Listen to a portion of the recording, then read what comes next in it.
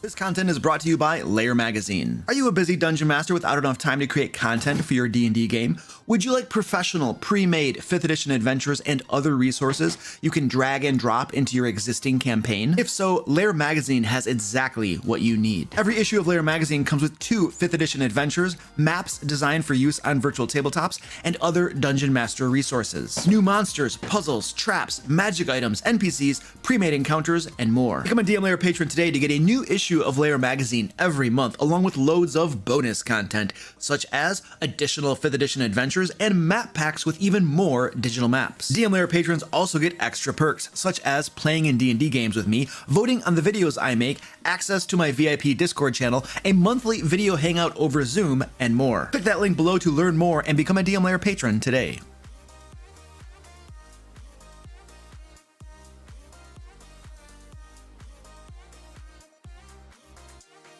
All right, here we go. What's going on, folks? How's it going?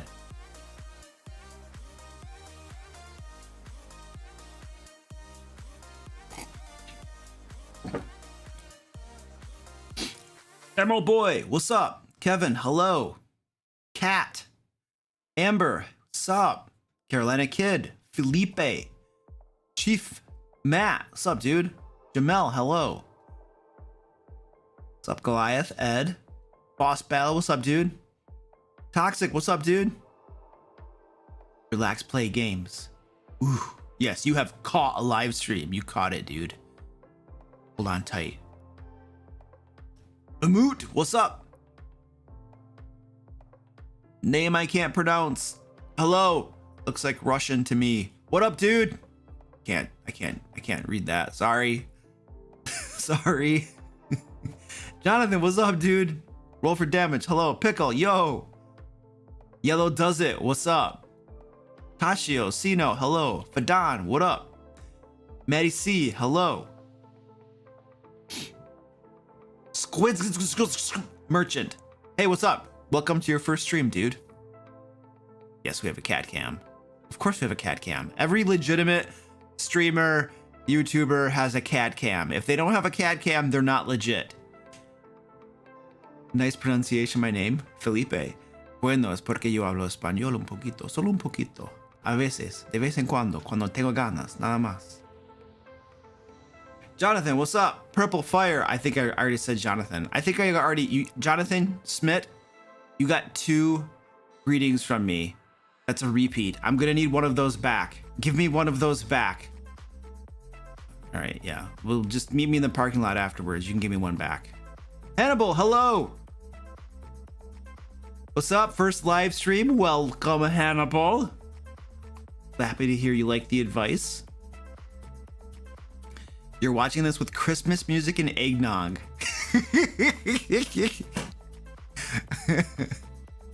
Mr. Goats, hello. Derek, what up?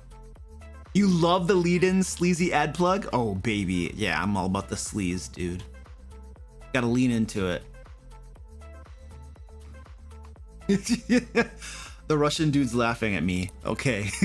I know. You're the Russian dude from now on. That's what we're calling you. Sorry. I don't even know if you're Russian, but it looks like Russian. That's what I'm going with. So now we're calling you Russian dude. You now have a, what do you call him? You have a nickname. Welcome to the stream. You live in Germany, Jonathan? Okay. Well, I'm sure they have parking lots in Germany, so you meet me in the parking lot. Is my cat a familiar? Dude, what is he doing down there? He's licking his butt. Okay, for the live stream. Orange, say hello to everybody on the live stream, Orange. Aw, I'm getting clean. He's like Buddha. He's like Buddha. He's sitting there licking his butt. It's great. Oh, crap. Let's do that. Oh, crap. Oh, that doesn't matter. Okay, sweet. I thought we were doing Q&A and I forgot to click the button in the sheet, but we're not, so it shouldn't matter. Raider, what's up, dude? Go to sleep? Yeah, I'd like to go to sleep too myself, but I can't. I mean, I might. We'll see. Cardiac Bean, hello, what's up? Oh yes, Toma Beasts are amazing, dude. Absolutely. Yeah. I love those things. It's Fiesta Friday here in Buffalo. Sweet. I mean, it's Friday here too.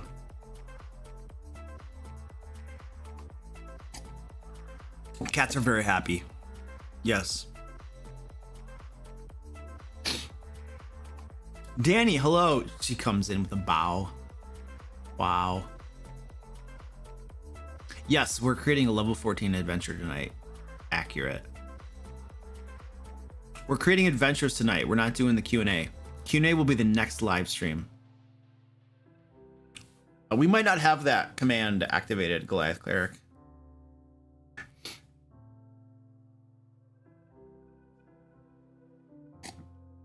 You're in Saturday already? Dang. 1 a.m. Yeah, you got people in Europe. Yeah, it's gonna be late for you. Sorry.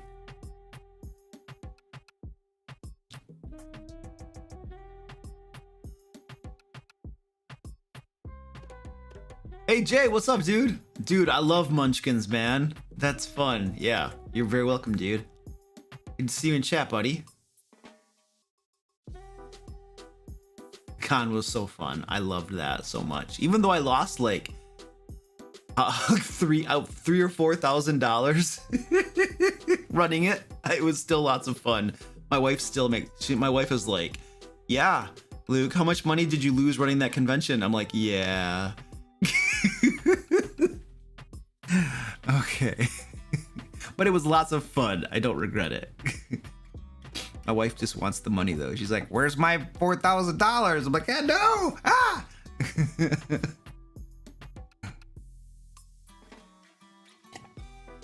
All right, we should probably start this thing. Get going here. Let's find our buttons. Woo.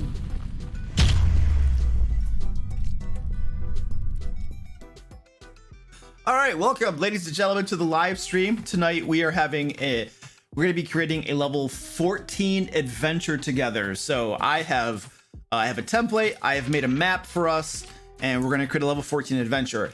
After we have the adventure created, let's say tomorrow morning, I will be putting the adventure that we create up on my website, thedmlair.com, where you guys can get it, download it, use it in your games for free. By the way, we have tons of free resources over at my website, thedmlair.com. Free resources that you can use in your D&D games. They're all 100% 5th edition compatible. Especially the more recent ones that we've been publishing are amazingly high quality. For free resources, you're not going to beat the website, thedmlair.com. Gonna lean into these sleazy plugs around here. So anyway, what we create tonight will be over there for you guys to use in your games. Yep, that's our standard fare when we do these adventure creation things. And there's other things over there. Puzzles, traps, NPCs, villains, new monsters, patrons. We do a whole bunch of stuff over there to help you guys out. Again, totally free. So there you go. Bingo, bango. All right, what else are we doing? So we're doing that. I got to look at my list of all my things I got to hit on. Okay, let's do our patron and member shout outs. We have special screens for these. We're so professional. Look at this stuff. Ooh. All right. All of these names you see on screen right now are wonderful patrons and YouTube members who help support all the content we create. They support the YouTube channel. They support these live streams, the Q&A live streams, the free adventures we put on our sites. These folks here help us do all of the stuff that we do for free to the community. And they also help us publish Lair magazine, which is a monthly publication that we put out to our patrons as well. So I'm very, very appreciative to these folks and everything they do to help us continue doing what we're doing for the community. So very, very cool.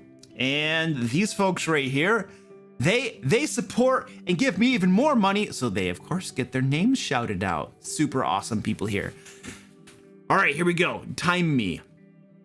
5e Magic Shop, Aerospatial, Alex H, Alex T, Alexander V, Amanda W, Ambers, Anthony L, Arutha, Bailbon, Brad A, Brandon, Brian C, Brian S, Candy Sora, Chase O, Chris, Chris C, Chris E, Chris H, Chris R, Chris Y, Chris W, Chris P, Chris A, lots of Chris's, Cody, Cody B, Colton T, Connor A, Contrary Gravy, Crispy Cucumber, Delius G, David M, Dragon Demon, Drexus, Dresna, Dylan S, Ed R, Edward Ellen, Dorian 72, Ericos, Fallon, Frank C, Gary, Goliath Cleric, Gravy Chorn, what? Guamunder H, Heretic, Hydra Slayer, Iron Lord 79, Izzy T, Jacob S, Jake L, James L, Jessica J, Joshin B, Joel L, John A, John H, John N, Jorel, Joseph H, Josh S, Joshua G, Josue S, Justin L, Kale S, K, Ken S, Kevin F, Kevin P, Kezides, Kirby, Kyle G, Kyle M, Kiriako, Labraworks, Leopold X92, Lodwick B, Lord Kimiak, Lori S, Michael C, Michael H, Mr. Little Kanu, Mr. T, Mumbles, Bard, O and D, Patrick A, Paul B, Paul H, Paul R, Paul Y, Paul, all the ABCs for Pauls, Penguin Butt, Pierre P, published author, Rachel S, Radiance, Guardians, Ramus Ramsey M, Raslick, Race W, Rebecca K, Rainer C, Rob M, Ron H, Ron R, Ronald Ryan, Ryan G, Sakura, Scott F, Shane L, Simon Smash, Skull, Snapbragger, Son of a Sofa Man, Sophie M, Stetson H, Stephen F, Stephen A, Tactical Tokens, Talking Napkin, The 3/4 Hospital, The Old DM, The Pickle, The Casual Nerd, The New Bad Hombre, Theta Tag, Tiger 500, Tim Black, Todd M, Tom, MCQ, Tony M, Tristan W, Tyler R, Vincent G, William, Xavier H, Zack. Yay, thank you. Reading is a challenge around here sometimes, folks. It's really hard. I don't know.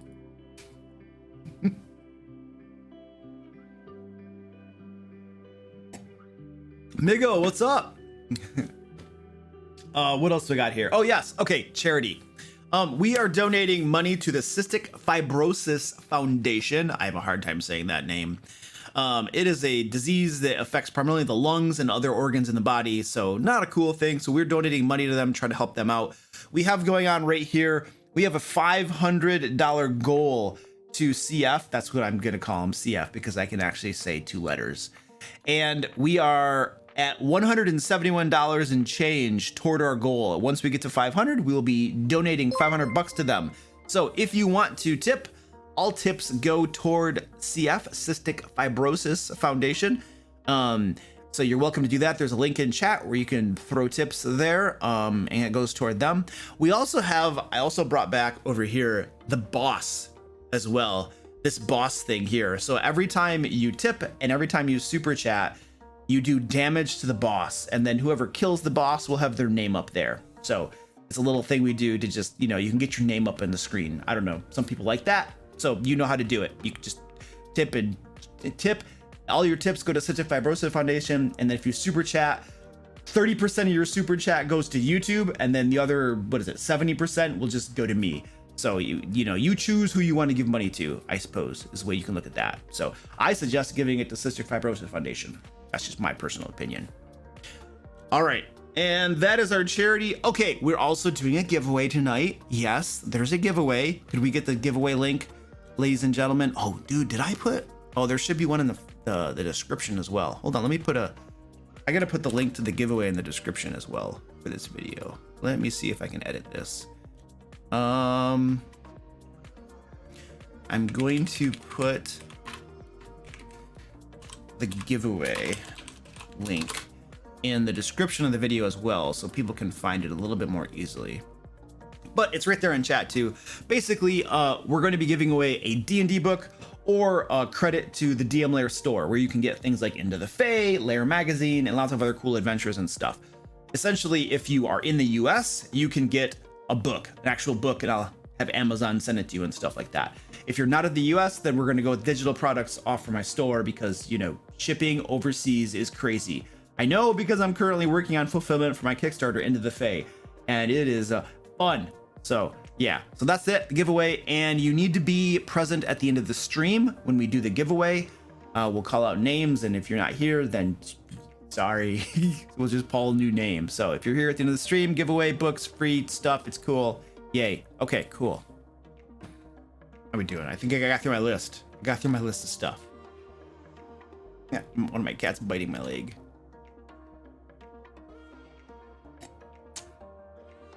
Ooh. All right. So let's create a D&D adventure together. I'm gonna get my sheet up right here. And this is our template. We have a wonderful template here. We are doing a level 14 adventure tonight. And we also have, I've already pre-made the map. Everybody always asks me, Luke, why do you have a coffee cam? Why do you have a camera pointing at your coffee? Like, that's totally unnecessary. This is why. Because every so often we have to point at my desktop. Case in point. So this is a map that I have pre-made, and we're gonna create an adventure based off this map tonight. I don't have any idea what the adventure is gonna be about. We are going to be relying upon chat to brainstorm ideas for us. And then we're gonna come up with an adventure together. That's the way this works. Now I want to describe the map a little bit to give us some context before we start brainstorming what this adventure is going to be about. Essentially, this right here is like a cliffside. The whole bottom part is a cliffside. And this boundary right here is where the cliff actually is. And so there is a lower level here that has like a 40-foot drop down to a ledge, and then there's an entrance into this cave system. And then here there is a 40-foot drop onto a larger ledge, and then there's an entrance into this cave system. And then there's a 20-foot drop onto this ledge right here, and then there's an entrance into this cave system. And this cave system has different slopes and levels, some standing water in this room. And then there's a room over here with a large like crevice in one area that goes down into like, you know, death and doom, I'm sure. And then there's like a little narrow tunnels, there's a couple secret secret doors. There's a chamber here with a ledge up above it. And there's another slope and stuff here. So we have a few different things going on in the map. We have some terrain, we have some elevations, we have a little bit of water and stuff. We have, you know, various entry points that you can get into this. It's not linear. There are different ways you can go about and through this map. So it's hitting most of our big items that we want to have in a map to make a map not completely stupid and boring, hopefully. So anyway, this is the map. That's your brief overview of the map. Our next step for our adventure creation is to probably start thinking about potential monsters that we might have, villains that we might have, and also start to think about like, what is the premise of this going to be? Like, what is the problem that's happening in the game world that the adventurers are going to have to solve? So we can start brainstorming that. I usually start with monsters. Now, I do want to remind everybody, it's level 14. Level 14. So we're going to have CR appropriate monsters. Let's go over to, let's go hit, I don't want D&D Beyond. That's a pain in the butt. They made it harder these days to use that. Let's go to this site right here. You can't see my screen. Let me go to the proper screen. There we go. So if we're going to balance it for a level of 4 to 6 adventurers, we're going to just balance it for 5. Essentially, we're going to balance it for 5. 5 level 14 characters. And if they're level 14 and we say we have like CR 10s, and let's say that there are 4 of them, that's deadly. So that's not going to work. Let's say that there are 4 CR 8s. That's still deadly. 4 CR 7s. Now we're getting to hard. And then we got CR 6s and we got mediums. Okay, so we're really, for a level 14 adventuring party, we are looking for monsters that are in the CR 6 to CR 8 range. And for the big bad boss, we might have him be somewhere around a CR 10 and then pick some minions to go along with him or something. But that's what we're looking at. We're looking at between CR 6 and 8 for our primary monsters. And the reason is that we want to make sure that we have groups of monsters, that we can deploy groups for action economy, lots of other good reasons to have groups of monsters and not just to have 1 or 2 enemies. There's lots of good reasons for that. And so that's what this quick calculation was for. So we need ideas for monsters, essentially, so we can start going from there. By the way, Demo Boy 125, thank you so much for becoming a member. I really appreciate that. By the way, Demo Boy, we're not doing Q&A tonight, but when we do Q&A, all of my members here on YouTube have priority for their questions. And so swing by our next stream when we do Q&A, and you know, if you got questions, then we're going to hook you up.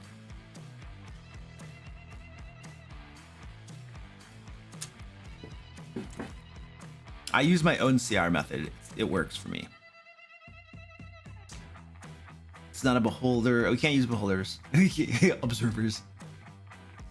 It needs to be SRD approved or from Tome of Beasts. But Tome of Beasts is harder for me to show on stream because I don't have a digital. I can't show it digitally on screen. So it's harder for me to do these things with Tome of Beasts. So I would really rather just stick with SRD stuff from Wizards official stuff. The next person who suggests the beholder gets deleted. Good gravy. Yeah, it's like, let's use everything we're forbidden to use so that Lou can get in trouble with Wizards and have his site taken down and stuff. Yeah, let's do that. No.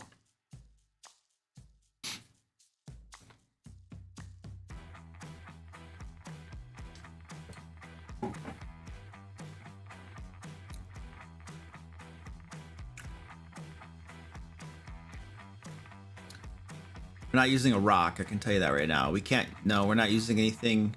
The Lithers or Mind Flayers are out. It's gone. We're not homebrewing monsters. If we homebrew monsters, that will take the entire stream, so that's not going to happen. Homebrewing monsters is one of the most complicated things you can possibly do in the entire game. Trust me and ask Ed. Ed is our lead developer. He reviews our submissions from our freelancers, and it takes a very special freelancer to write monsters that don't get heavily edited by Ed. Yeah, it's not gonna work for giants. The map is too small for giants, really. And giants are like one of the most boring creatures in the entire book anyway, so I probably want to avoid those.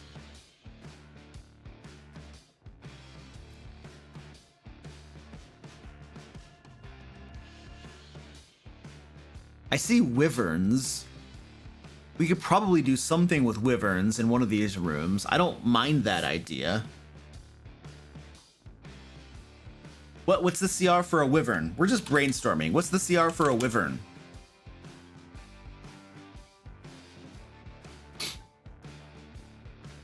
We could use a gorgon. Naga. Ooh, are Nagas okay to use? Nagas are probably somewhere around the right range. What's the CR for a wyvern, folks? They're not that high. 6, thank you. Ooh, a black pudding. What's the CR for a black pudding? Oh. Should probably pull this up. I'm gonna save myself a lot of problems. Encounter builder. Whee! Black pudding. A black pudding is a CR4. We could probably do something with that, maybe. I don't know. We're just brainstorming. We may or may not use half the stuff we put on here. But that's a possibility.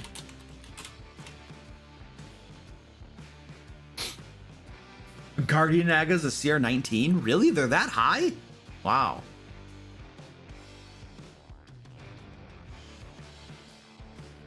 I don't mind the idea of a Naga. Let's go take a look at the CRs for Nagas.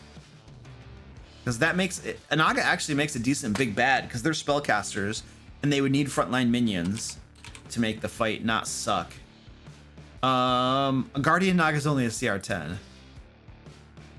What kind of spells do they have? Flame Strike, Banishment, Hold Person, Shield of Faith, Cure Wounds. They have some okay-ish spells. I wouldn't use Banishment. Spirit Naga. Lightning Bolt. Blight. Dominate Person. Now that's an interesting bad guy.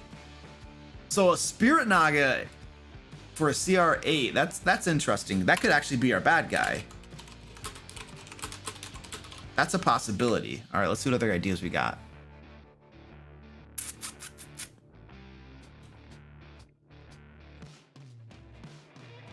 Roper.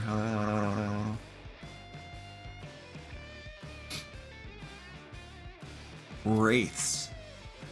Ooh. An Earth Elemental.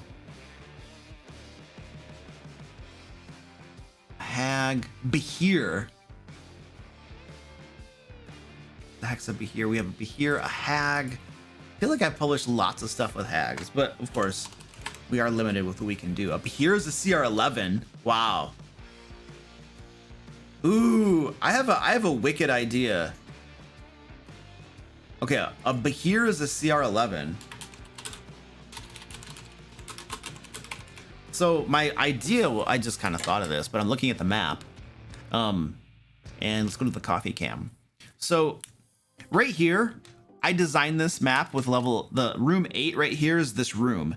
And then room 9 has a secret door that goes onto this ledge that overlooks room 8. So if we had like a Behir in here, and then a battle starts probably, and then on the on the second round, the spirit or the spirit Naga comes through the secret door up on the ledge and then starts casting spells down at the players while they're already fighting the Behir. That could be an interesting little fight. So there's a possibility there for maybe something or something. All right, what other ideas we got here?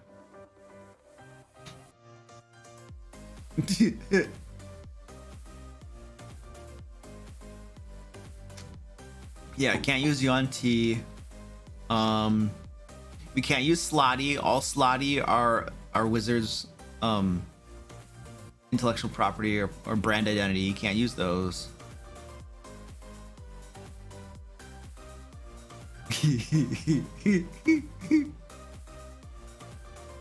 Basilisk. The stream will go for 3 hours.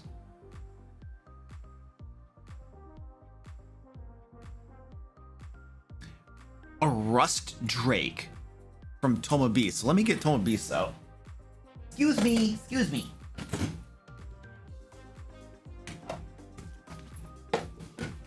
Oh, what page was it? 155.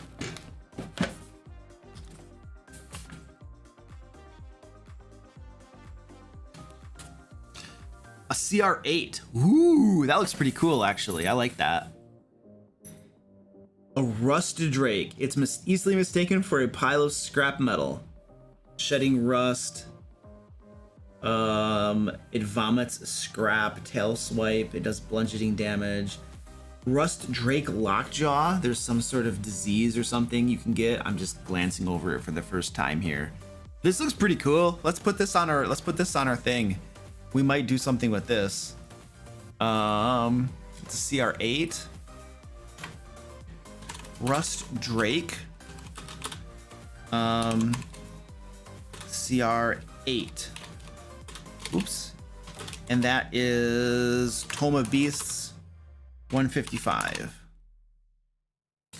Let me get my little bookmark. I have a cat. The cat wants to go on stream tonight. Okay, kitty. Okay, thank you.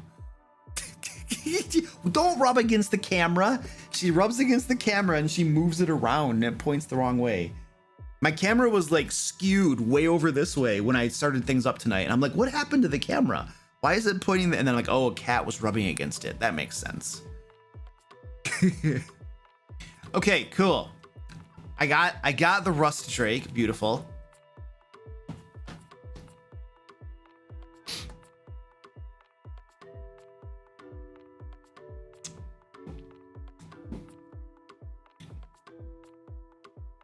Use the cat as a big bad. Yeah. Chained Angel is cool. I've used that a lot recently in some of my adventures. We don't really have a dragon lair going on here.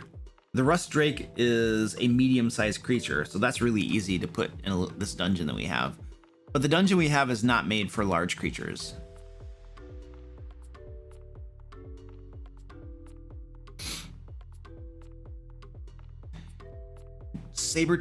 Dire saber-toothed tigers. All right, let's take a look at that. There is no dire saber-toothed tiger. There's only normal saber-toothed tigers. Mr. Lair, or can I call you the DM? You can just call me Luke, dude.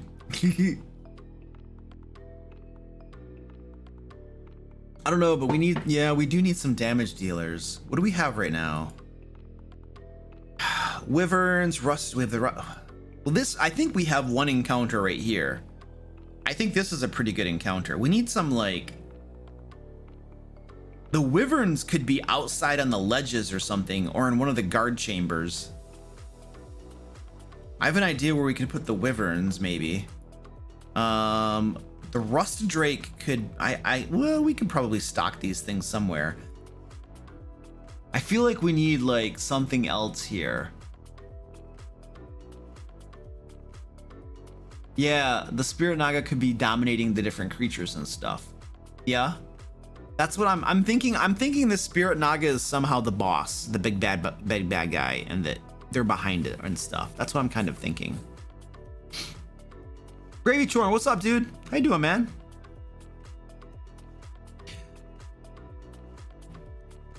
Oh, did you just become a member? Is that what that was? I think my notifications are delayed or something.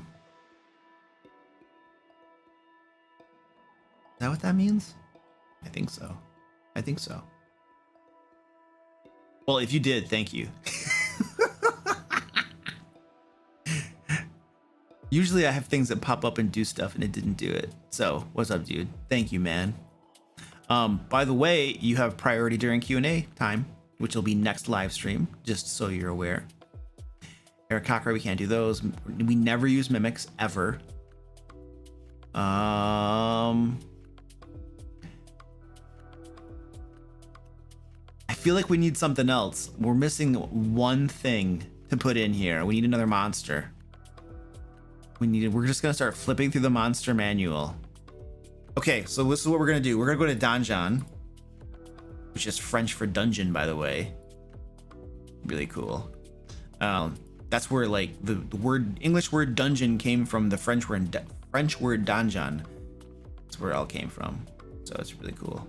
Okay, it's gonna take forever. Their website is taking forever tonight. Okay, come on, dude.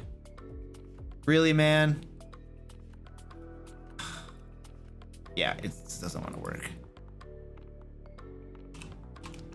Donjon, come on! Come on! No, their website is down tonight. This website doesn't work anymore. It was so useful to be able to look up things by CR. Because Wizards functionality sucks on D&D Beyond.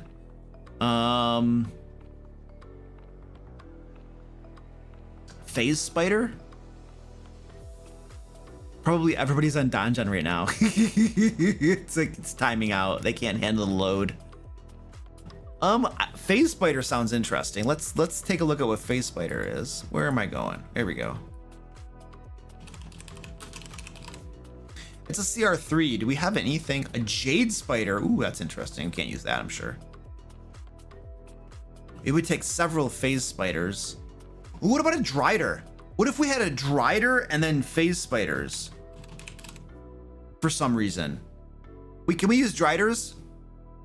Ed, can we use Driders? I like the idea of a Drider and then some Phase Spiders, is what I'm thinking.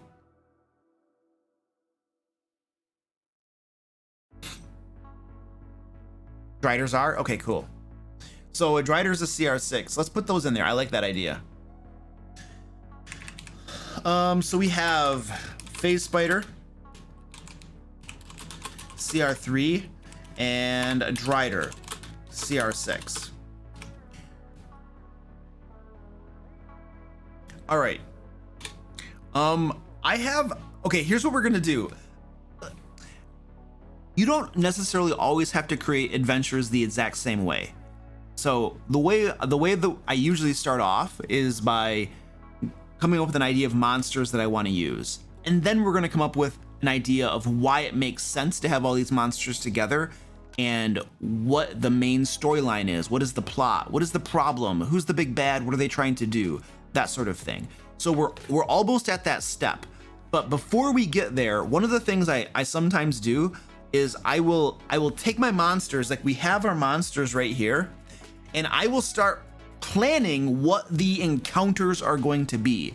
I'll start creating the encounters, and having those kind of set up and planned, and then we'll go back through and flesh things out more. We'll put some story and some more information in it. But I already have, as we're going through these monsters, and I'm looking at our map as well, as we're looking, I'll go to my coffee cam here. As we're looking at the map, I'm already getting a good idea of where I want to put these encounters. So I want the Behir and the Spirit Guardian in this area here. I want the Wyverns to be here, and they're going to act as guardians of a sort.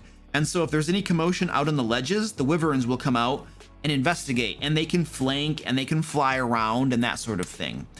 And then over here, I think this is where we're probably going to put the, I think this is all watery and stuff like this.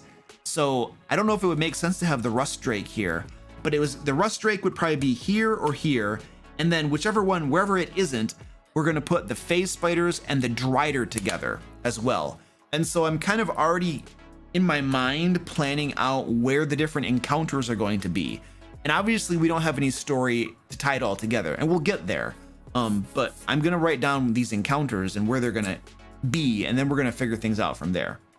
So yeah, so that's like, I don't always do it that way, but tonight it just made sense. But a lot of times I do plan out the encounters first, and then I try to tie things together. Okay, so let's go to here. Oops, that's the wrong button. And we're gonna go to the headings, adventure details. I don't know what this cave system is. We need a name for this cave system. We don't need to do that now. We need a name for it. We're going to need a name for that. And then we have area 1, 2, 3, 4, 5. We have 6, 7, 8, 9 of them. 9 of them. All right, cool. I don't need that. I have cats jumping all over the place. Here comes a kitty. Say hello to mommy. She's just gonna plop right in front of everything. Mommy, come on, mommy, really? Jeez, mommy, come on, you can't just be up here. All right, and then let's see. I'm getting our heading levels set up so we can format this properly. And then in area 1, oops, that's the wrong one. That's still the wrong one. Hey, there we go.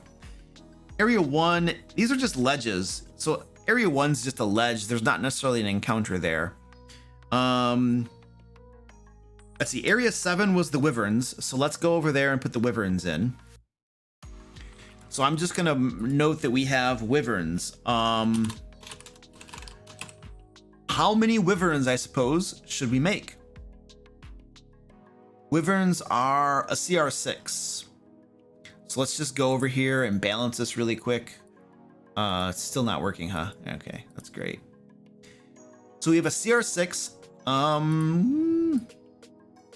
If we have 4 Wyverns, it's a medium difficulty. You guys can't see that. It's getting cut off. Still can't really see it, but it's medium difficulty. 5 of them is hard.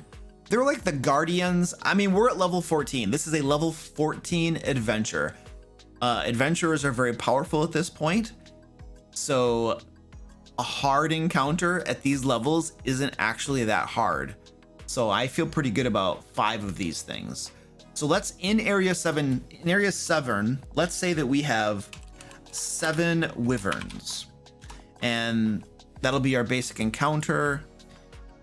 And we're gonna say it's supposedly hard, but it's not really that hard. Not a level 14. Nixit, what's up?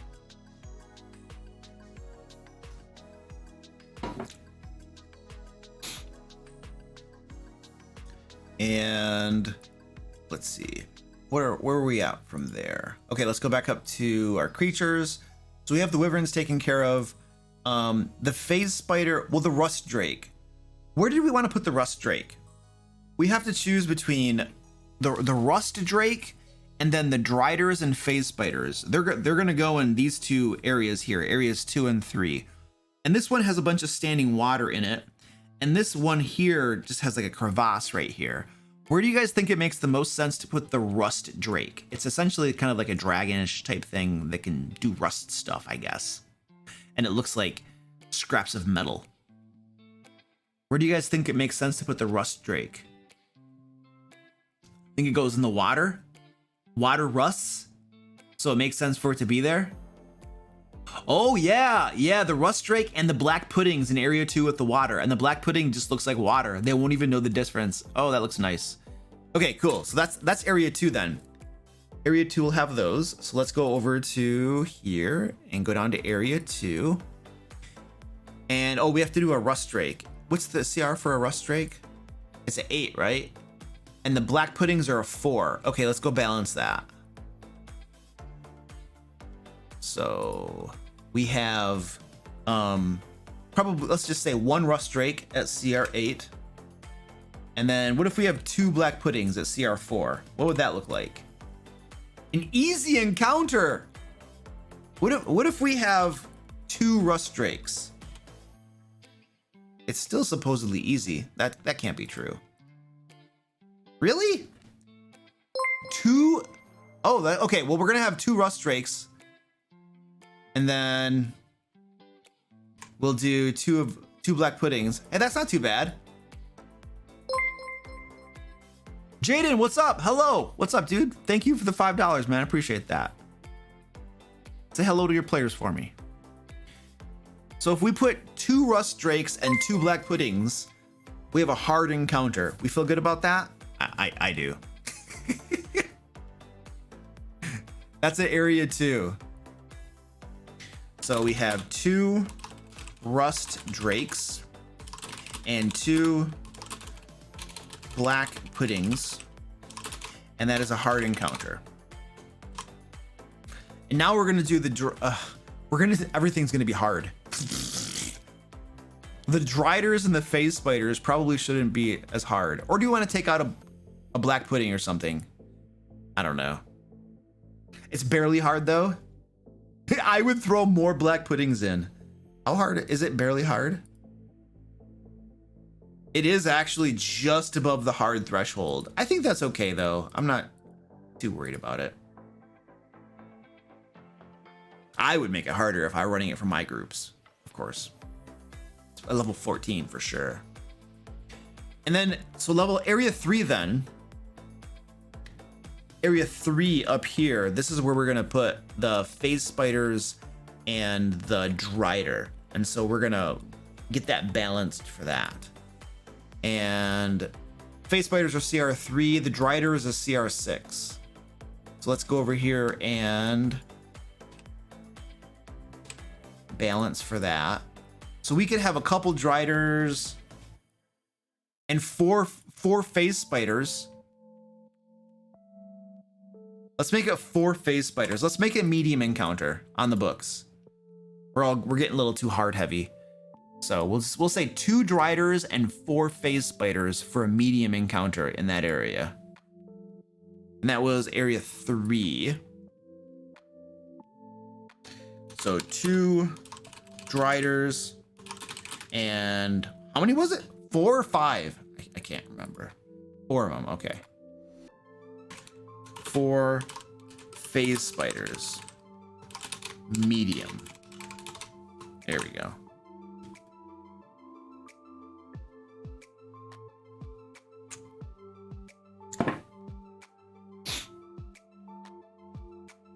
Owen, thank you, sir, for the $10 tip. I appreciate that, dude. Yes, you gotta, yeah, Owen, go get some sleep, dude. Thanks, man. Thanks for stopping in. And did we use all our monsters? No, we didn't. We still have to do the Spirit Naga and the Behir. And that's a CR11 and a CR8. They're gonna go on our map. We're gonna put those in areas 8 and areas 9. Areas 8 and areas 9. And what we want to do first is just kind of, I'm curious what the balance is going to be. We're going to have a CR11 and a CR8 as our bosses. It's only medium. You guys, that's only a medium encounter.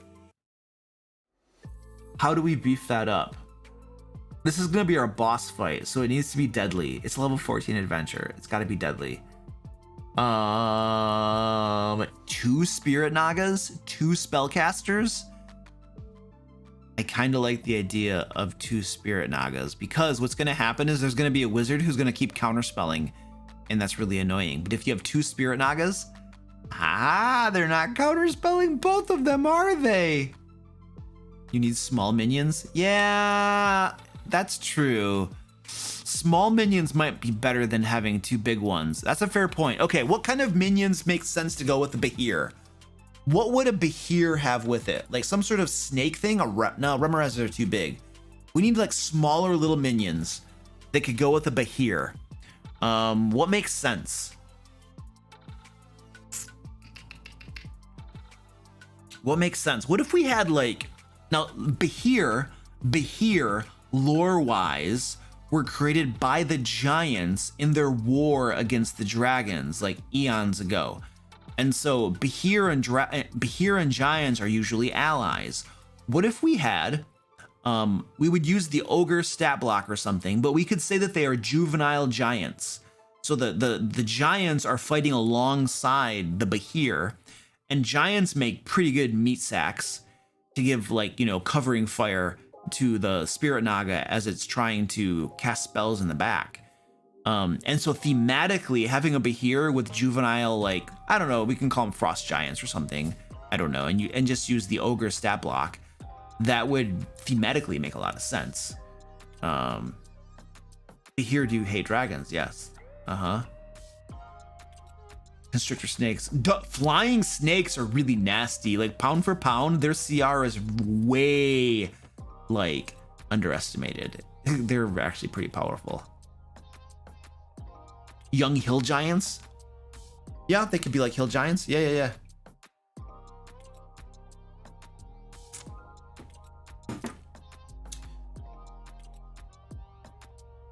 There, at any rate, we're assuming as part of our storyline that the spirit naga is dominating all of these creatures and forcing them to work with her.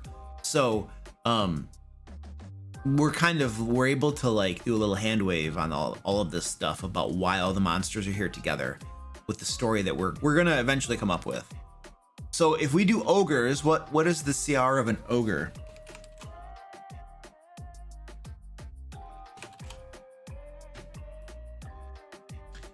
It's a 2, right? Yeah, CR2. Okay, cool. So if we add another row here and we say there are 4 ogres, that makes it hard. Wow, we could have a bunch more.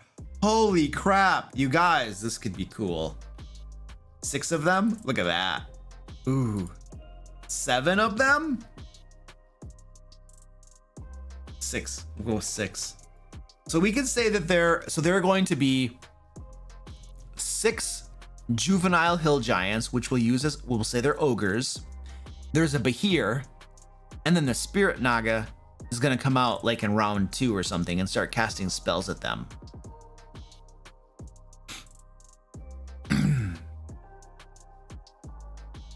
Oh, ogre zombie stat block?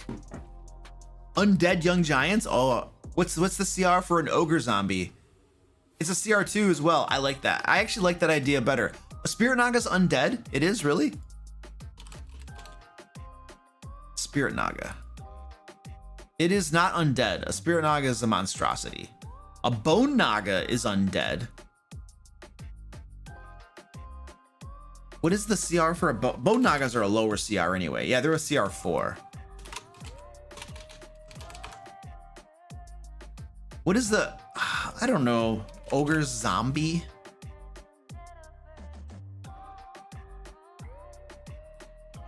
We have zombies and stuff.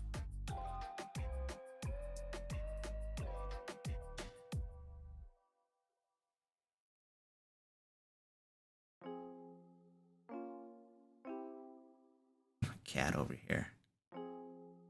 You guys want to do the zombies? Ogre zombies? You want to say they're undead giants? Does it make more sense? Does it feel cooler to have undead giants? It would give more variety to the creature types. That's for sure. Yeah? Okay, cool. We'll do some undead then. We'll just throw in a variety of everything in this dungeon.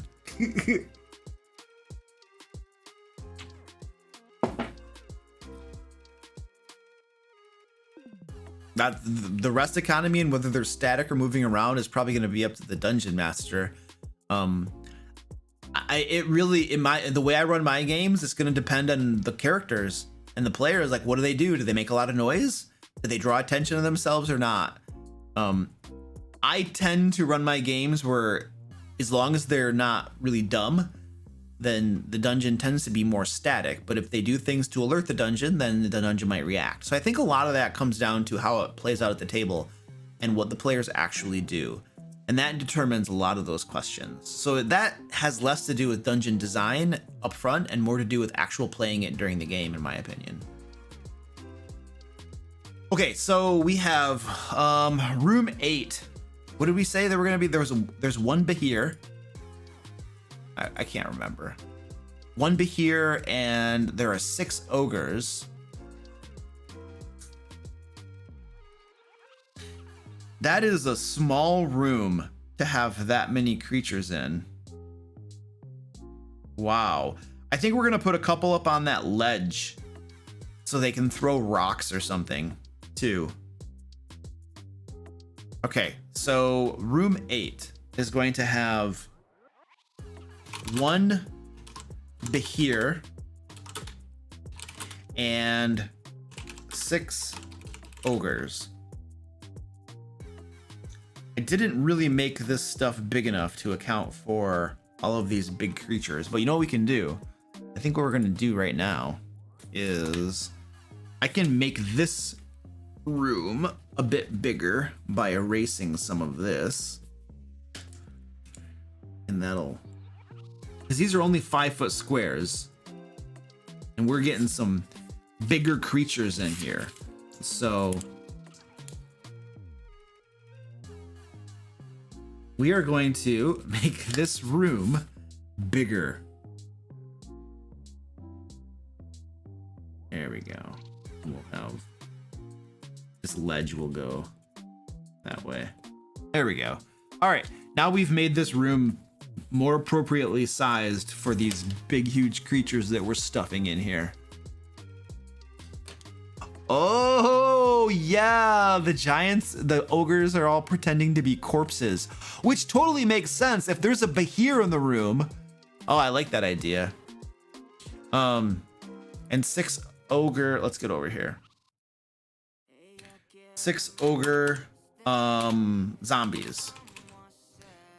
All right.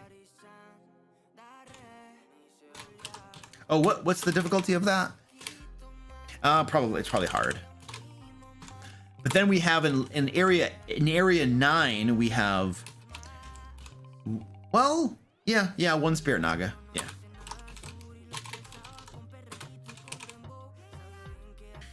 Which is gonna be trivial all by herself. It'll be trivial.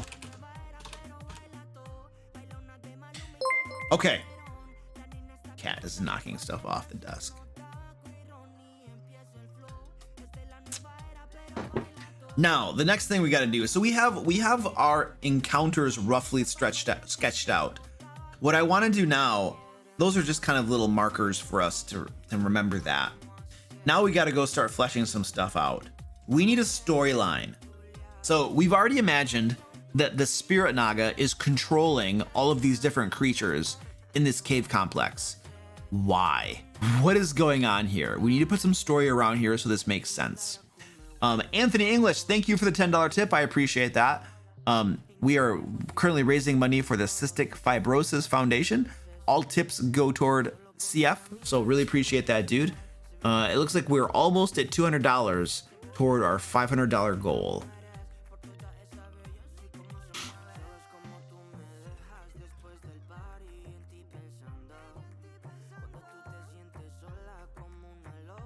We need a story around these guys. Lion Gladden, what's up? Thank you for helping take care of kitties. I donate lots of money to the local capital area humane society.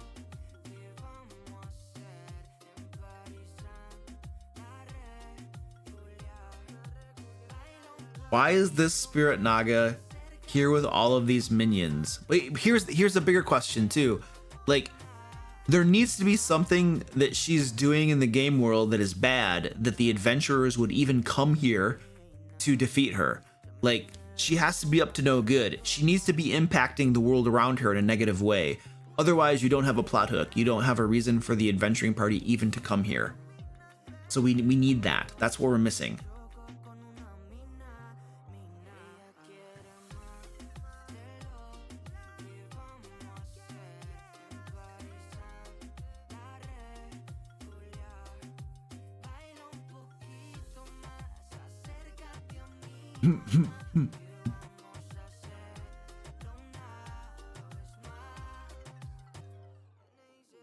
Rust Dragon, Rust, Spider Silk will turn into a World of Warcraft game, like adventure. Yeah, just go gather this ingredient type and this ingredient type and bring it back to me. I hated that game so much. It's the most repetitive, dumb, pointless game in the world.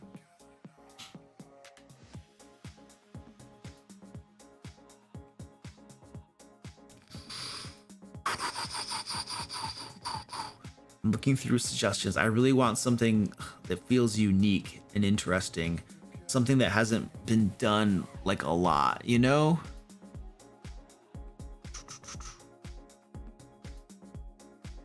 All right, why is she here in this cave system? What is she doing in the world around her that's bad? That's what we're trying to answer. That's what we're trying to answer.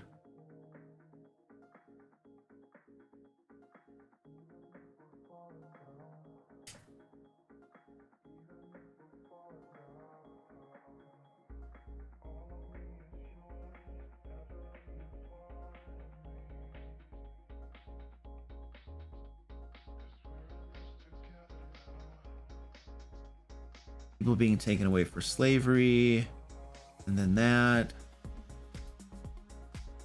The town that is nearby is covering up an old Naga artifact. Oh, she's trying to get an artifact, and the town is in the way.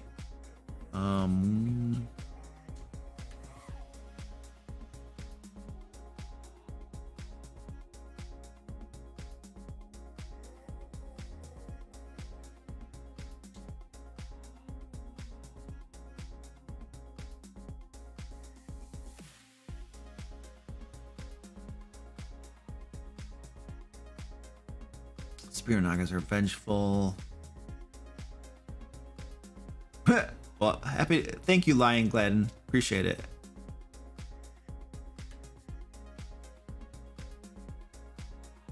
Yeah, I mean, she's got all of these minions, and she needs to feed them. So she's just capturing people to feed them. I don't know what her higher goal is going to be, though. Okay, we're gonna do a cat strike while we think about this.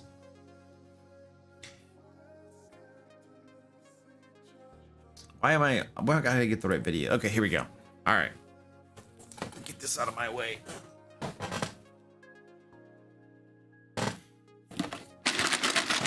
All right, cat strike time. We're calling the kitties in.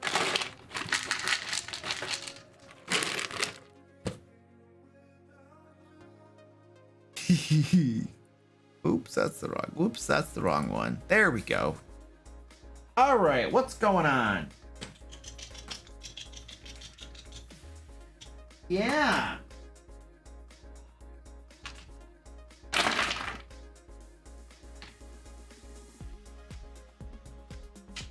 Orange.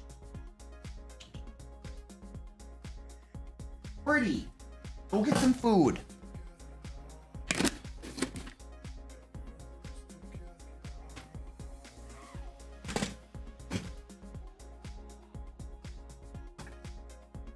Squirty, go get some food. Come on.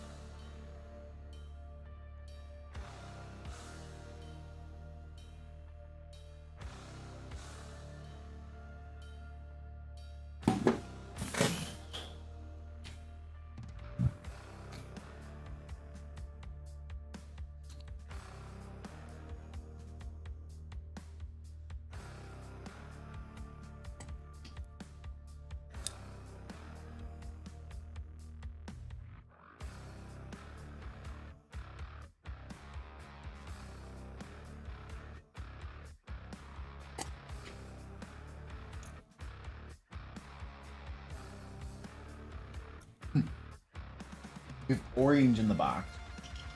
Mommy! Mommy, what are you doing?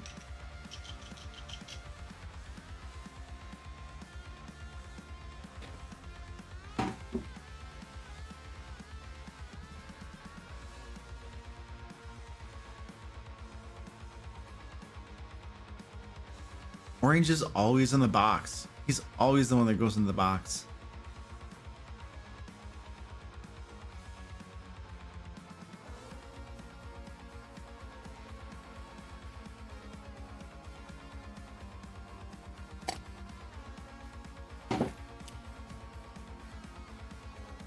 Squirty Pie is apparently not very hungry tonight. She's just sitting there.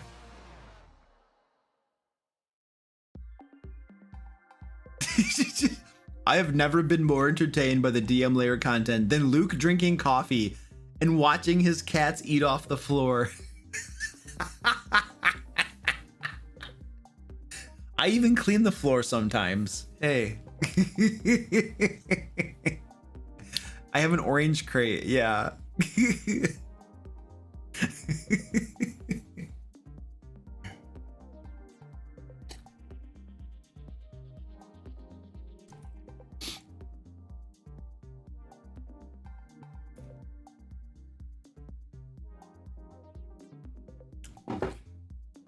Okay. So when I walked up to use the bathroom and then walked back down, I came up with an idea. And we're just gonna write it down. Because we just need a reason to get to the dungeon. Kirby, thank you, sir, for the $50 tip. I appreciate that. That is helping out the Cystic Fibrosis Foundation. Very, very appreciative. We are at almost $250 now toward our $500 goal.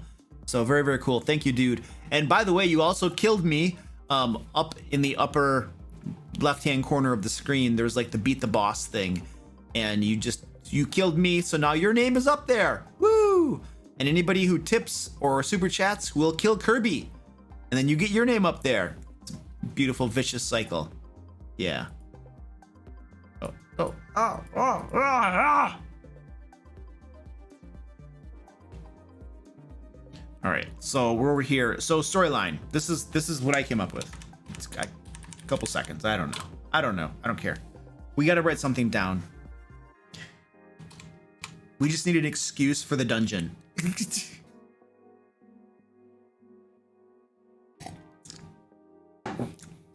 Okay, so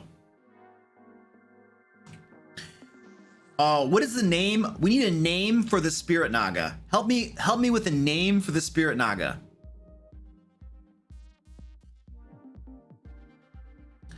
I need a name for the Spirit Naga.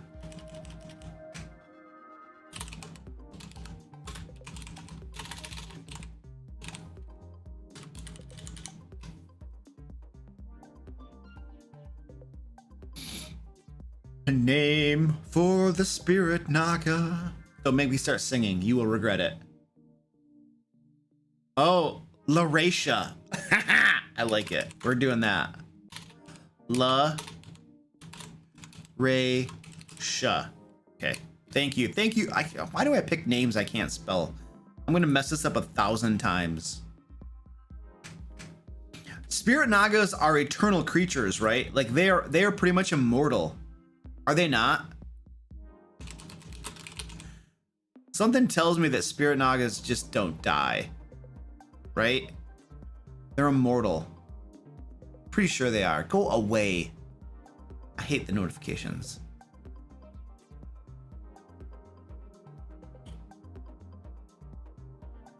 Okay. Yes, they're immortal. Okay, cool. That's what I thought. So, Laresha, Spirit Naga. All right, we're gonna say, centuries ago. I need the name of a long-lost kingdom. Like a kingdom that has fallen into disrepair and ruins. The name of a long-lost kingdom.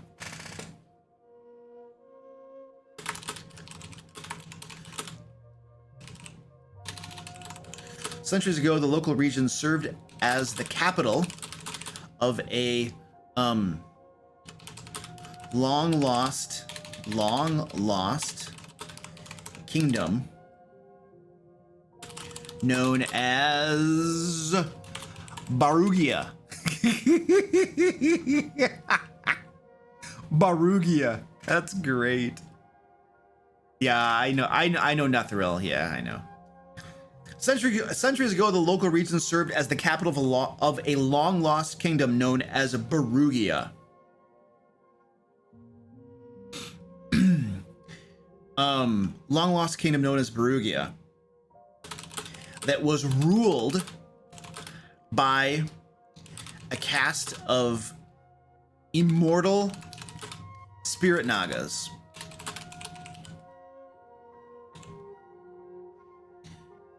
I think caste in this, isn't it supposed to have an E on the end? I think it's supposed to. A caste of immortal spirit nagas.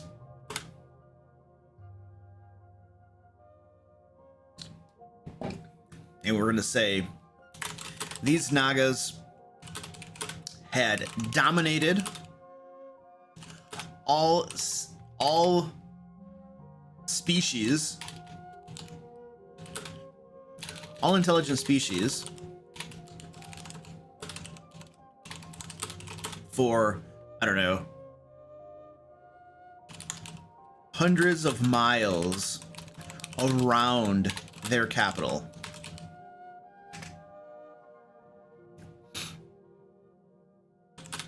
However, one day, a cabal of powerful wizards and clerics aligned themselves against the spirit nagas and brought them low. Few escaped with their lives, and those that did have spent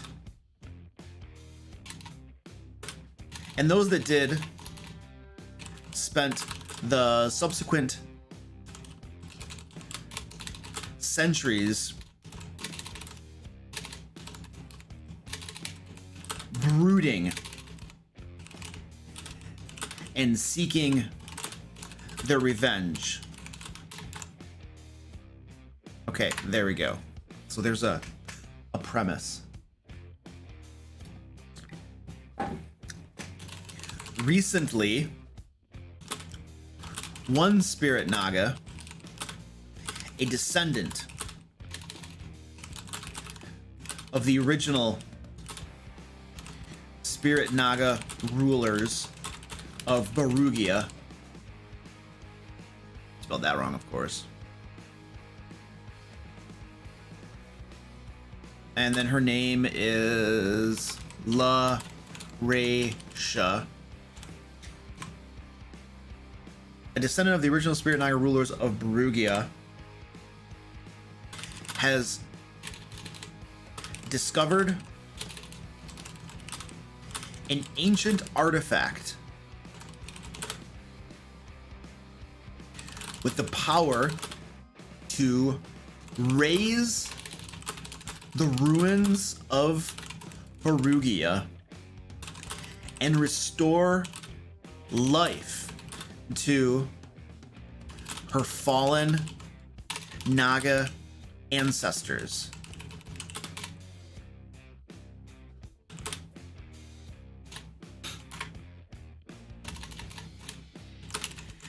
Every 7 days, she calls upon this artifact to raise up more and more of the ruins.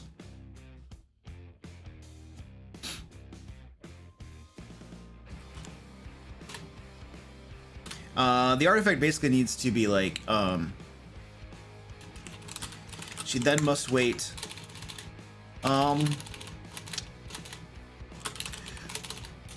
when she does so, I want there to be some sort of like lightning or magical effects that indicate where she does this from.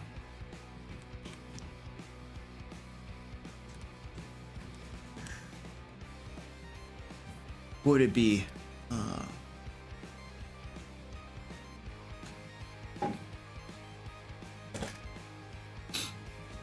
Aurora Borealis? Yeah. When she does so, an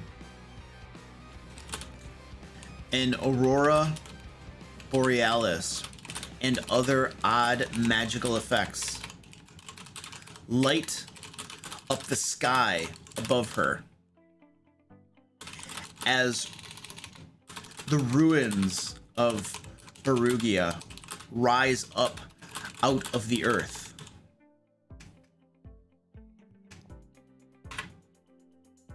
Okay, and it's got to be every 7 days because the artifact needs to recharge. She does this every 7 days, giving time for the artifact to recharge, and plans to continue doing so until her ancestors have returned. Perugia is no longer in ruins, and their ancient reign of evil can continue once again.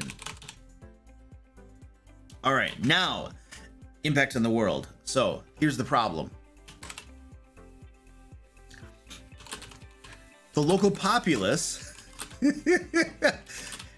is understandably alarmed to see ancient ruins rising up out of the earth around them. They little suspect what it means, but they are certain that it cannot bode well for them.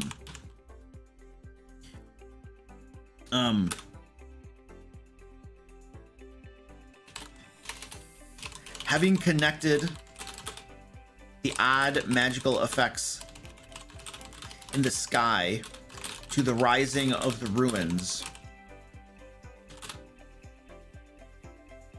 the local ruler has put out a call to adventurers who might investigate the situation and stop whatever is causing the trouble. Here we go. There you go. Basic plot hook.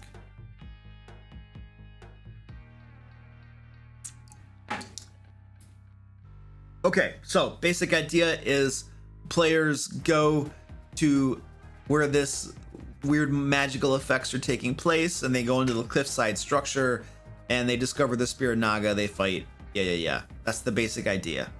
Okay. Okay, now we got to keep moving because we got to make sure we have time to flesh out the entire adventure. But that's our premise.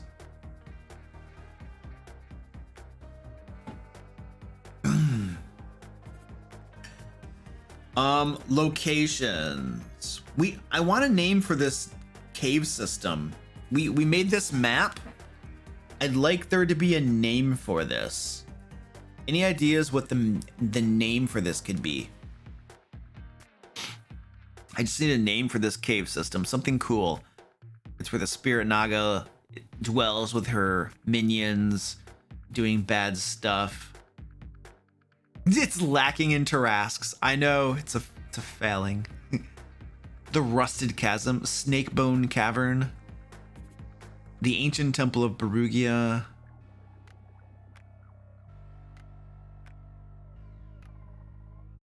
the Spirit of Perugia, Howling Depths, Slithering Depths. Ooh, no.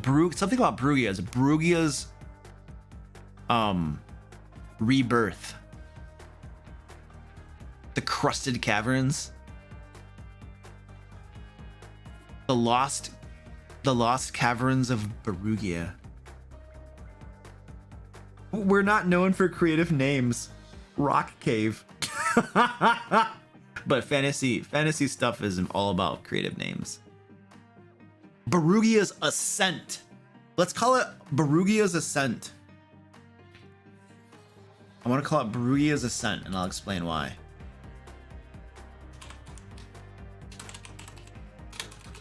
Barugia's Ascent. This is basically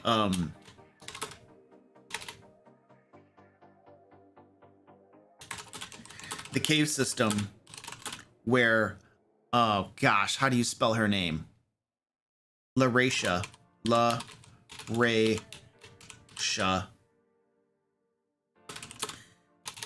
Dwells while she raises up the ruins of Barugia.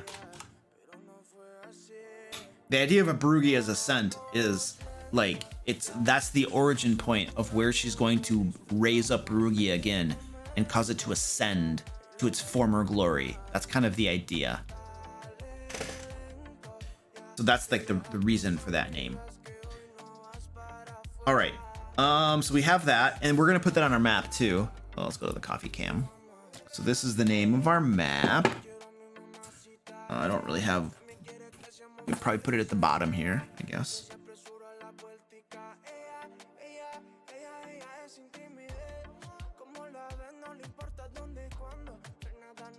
Barugia's Ascent.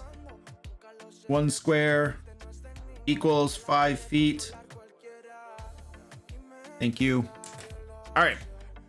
Cool. We got that.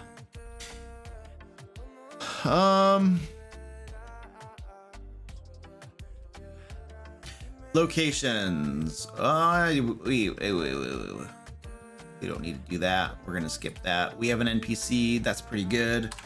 We're gonna skip random encounters for now. We'll come back to that if we have time. We need. Oops, I gotta show you my screen. We need to make sure we have time to flesh out the dungeon itself. The inciting event. I mean, I don't really care about this right now. I want to get the dungeon fleshed out, and then we can come back and fill in the details. Just fleshing out the dungeon is the thing that takes the most time. I mean, the basic idea is that somebody's gonna ask them to go help them take care of their problems. It's not hard. Coffee cam. Arugula. Arugula is a type of like vegetable. It's like a leafy, lettucey type thing. Okay, so area 1 is just the cliff. There's like a ledge here. Area 1 is literally a ledge. Okay, what is that? Ledge. I mean, there's nothing really, you know, special about this ledge. Why won't my bullets automatically do their thing? It's just a ledge. This ledge is 40 feet below the, I don't know, the ground above. This ledge on the cliffside, the edge of the cliff above. Does that make sense? I think that makes sense. So you just have a ledge that they can go down to. It's 40 feet down. And then we have another ledge too. We have a ledge that's 5. Number 5 is a ledge as well. So let's put some similar wording. And then we have 6 as a ledge. Now 6 is not quite as far down. It's only 20 feet. Well, we're gonna do some copy paste here. And then we're gonna think up something here because we're not just gonna leave it at that. This is also a ledge. Ooh. And 6 is a ledge. Ooh. Now 6 is only 20 feet below the cliff above. Oh yes. We need to say something. Okay, a cave system. Da, da, da, da, da, da, da. Yes. The entrances to the cave system lie on the face of a cliff. It's probably like, we'll just say it's like a couple 100 feet fall on the face of a cliff, which plummets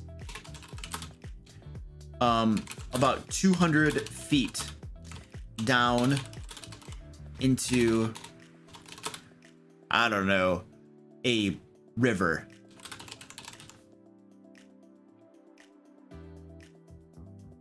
There, it's probably good enough.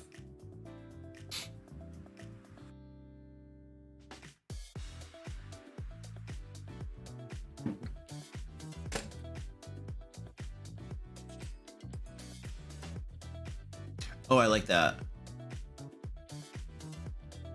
I'm gonna copy paste that.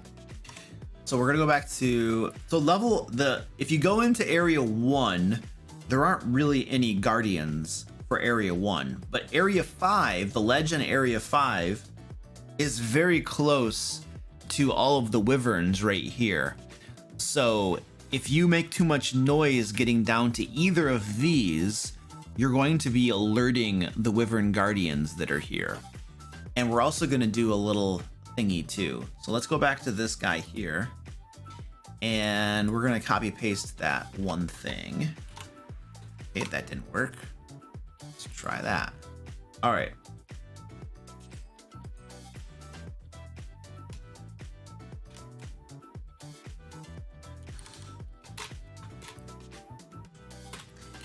Climbing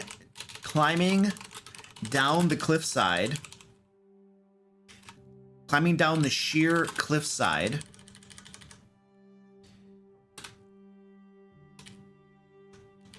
requires a DC 15 dexterity acrobatics check or some sort of climbing equipment.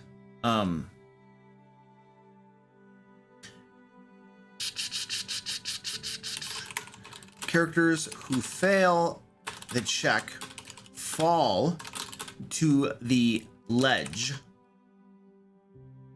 and alert the wyverns in, well, fall to the ledge, take falling damage, yay, and alert the wyverns in area 7. And we're gonna do like pretty much the same thing for area 6 as well. There we go. And then the other thing I want to say too is for the wyverns in area 7. So we have wyverns here. Oh, it won't work properly. Oh no, let's do it here. How many wyverns do we have total? 7 wyverns. Okay. We'll say that how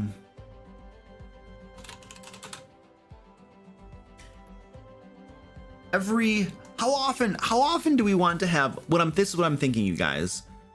We have every so often a patrol of wyverns flies out and just kind of flies around the cliff face a little bit as a patrol. How often would it make sense for some wyverns to come out and patrol the area?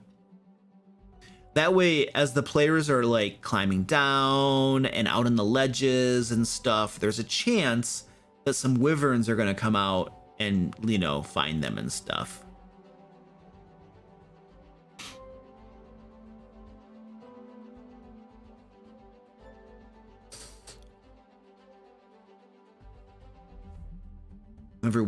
Every couple hours, every 20 minutes. They go out of a random entrance each time.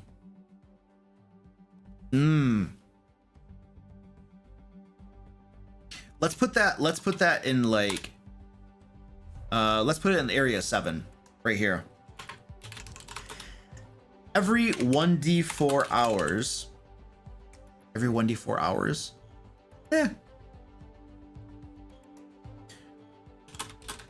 A patrol of let's say 4 wyverns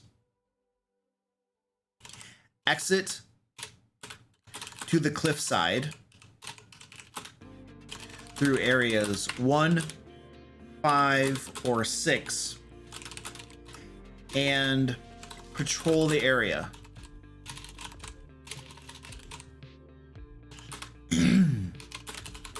If they find any intruders, 3 engage them, while the 4th flies back and alerts the other wyverns, who rush to join the fight.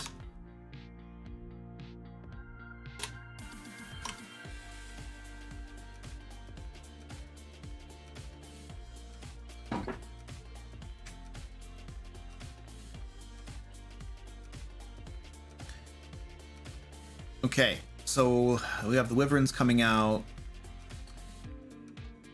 Is there anything else for these ledges that we should put on here?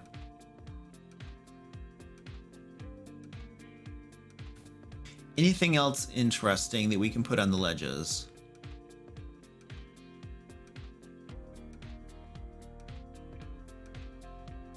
Ooh. Yeah, let's do that for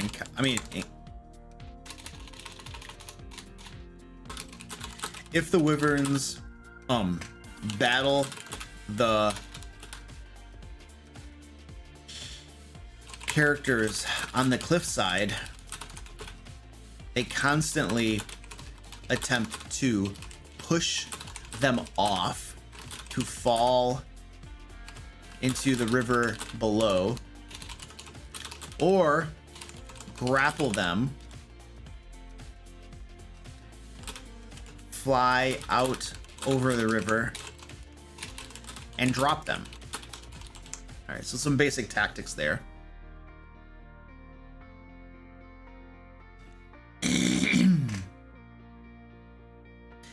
Yeah, the problem with every 1d4 hours is it's almost never gonna happen. There should be like, let's do this.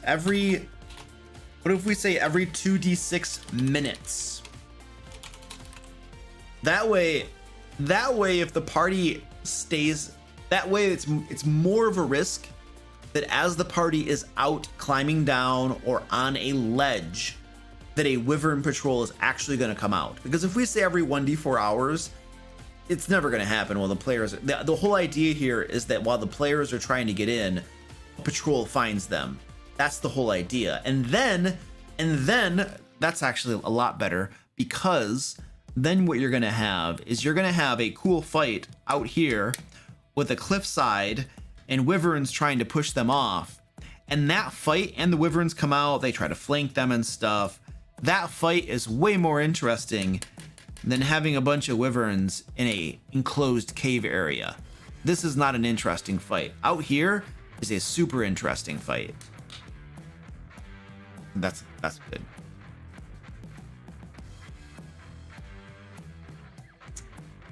Oh yeah. Elusive Hobo, what's up, dude? How you doing, buddy?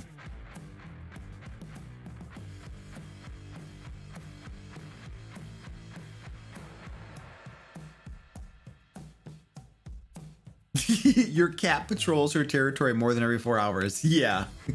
My cats probably do too, when they're not sleeping. All right, so we have so we're working on area 7, so we might as well just 7 wyverns. Oh, let's go over to my, so you guys can see what I'm typing. 7 wyverns dwell in this chamber.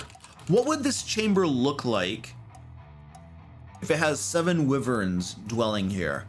Are we gonna have nest material, that sort of thing? And if so, what would it look like? I want to have a really brief description about what this chamber looks like.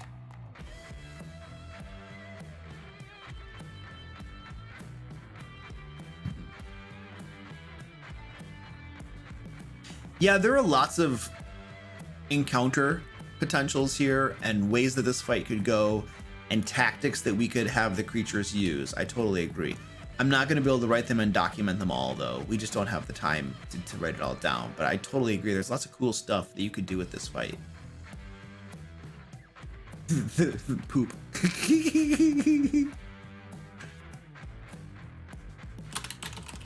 Bones are scattered all about the floor from creatures they've eaten.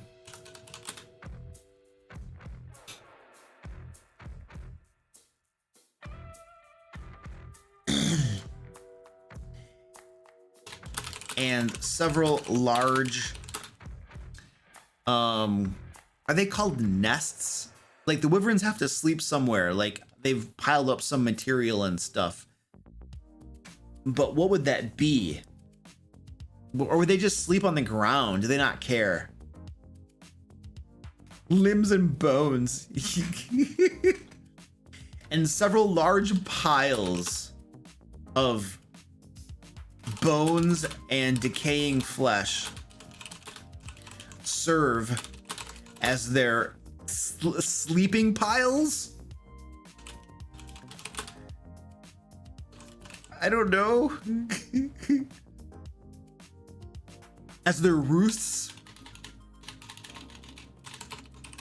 Okay, how's that? Due to the bones scattered about,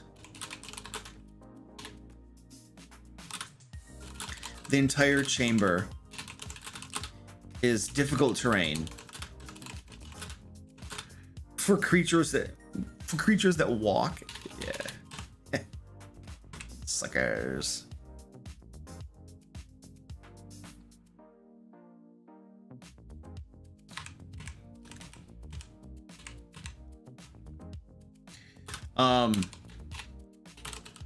Bits of armor and broken weapons. Bits of armor and weapons lie about as well. I don't know if the wyverns actually care about those things.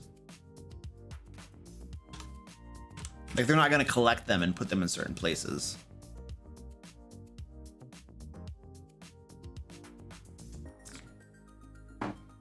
Oh yes, flies buzz around the. Oh yes, flies buzz around the rotting flesh, and a sickening stench fills the cavern.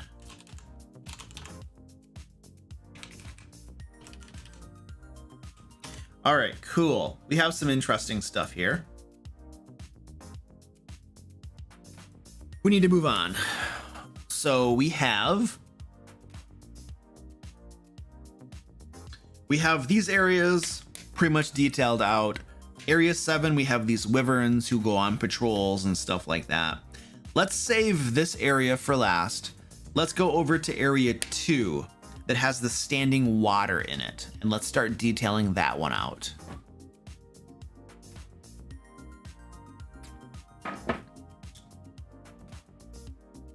And we should definitely put some loot in here.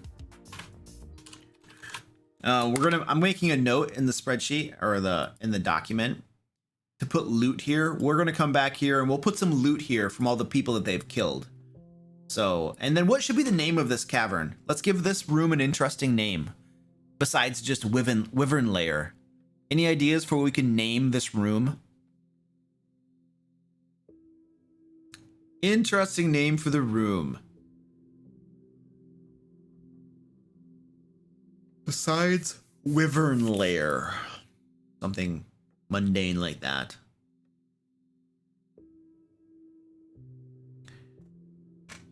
Spiritual Sky Patrol. Bone Room. Bone Hall. The Nesting Chamber. The Bone Nest. Or the Bone Roost. Bone Roost. Let's go with the Bone Roost. All right, and now we're gonna go to area 2. which is... That's where we have the 2 rust drakes and 2 black puddings. Inhabit this room. Yeah, let's see. Rust drake.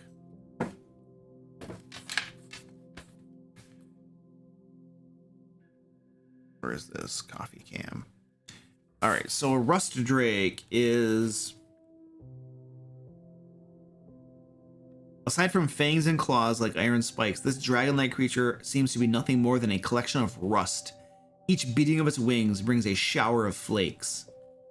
Cool. These foul creatures feed on rust and are known as disease carriers. So they're just in this room. And they're intelligent, though. They're pretty intelligent. Wow, they got some nice hit points and stuff, too. And then the pudding. Then we have a black pudding, too. I want to take a look at that. We have a black pudding.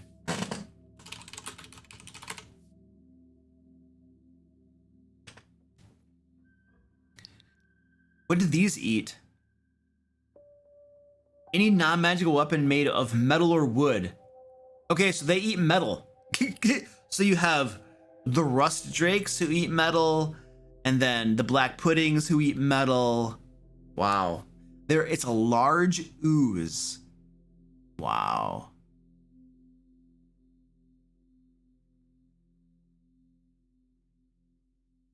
Yeah, it's a rust monster on steroids, kind of, but it actually does damage, though. It doesn't just, you know, destroy metal stuff. All right, let's go to our document here. Yeah, I'm almost imagining, so this room has a bunch of standing water in it. So there's standing water here. There could just be a bunch of armor from fallen adventurers and stuff, and weapons thrown all throughout the water in piles, and it's rusting. And then you have the black oozes and the wyverns who are consuming it, and that's their food. That's what they do.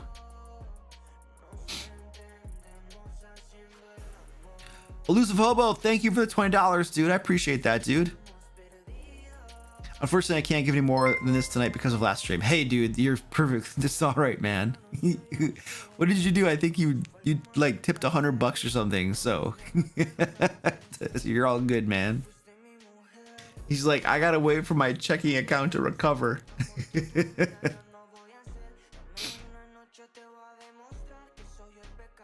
All right, so let's get some of these details down on here.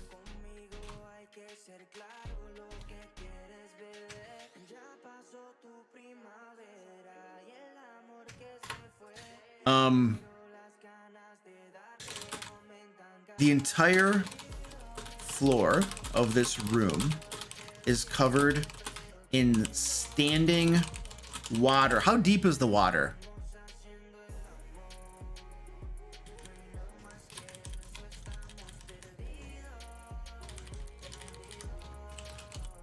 Stagnant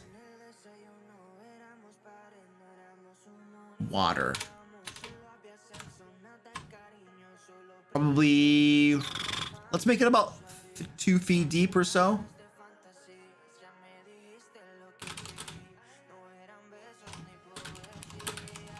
About 2 feet deep.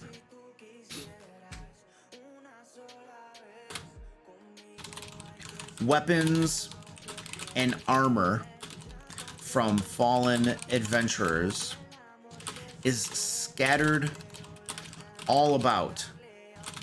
And there are 2 particularly large piles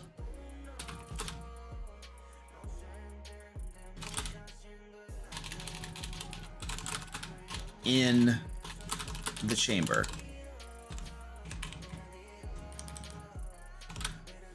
arms and armament in the chamber.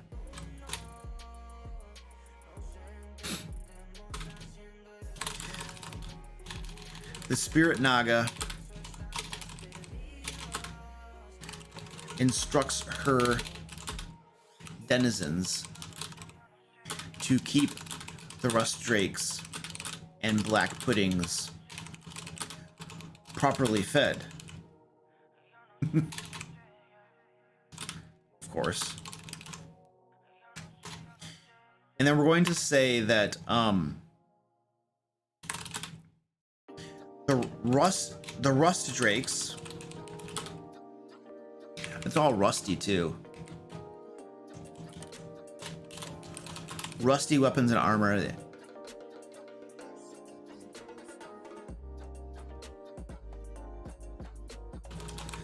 I'm gonna make sure we say rusty a lot. Make sure it's all rusty. The rust drakes are perched atop either pile, atop piles of armor, blending in perfectly and appearing to be not, but yeah, piles of rust. Yeah, piles of rust. Flakes of rust. Yeah.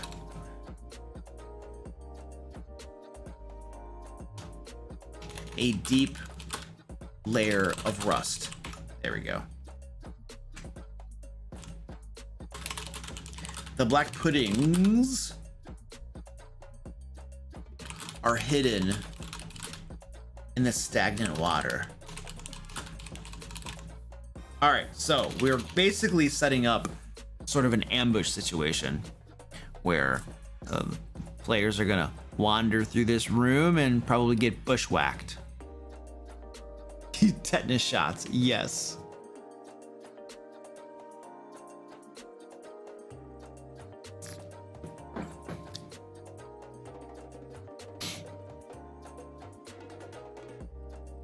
Oh, yeah, the water is all red and cloudy from the rust. Oh, I like that idea. Okay, cool.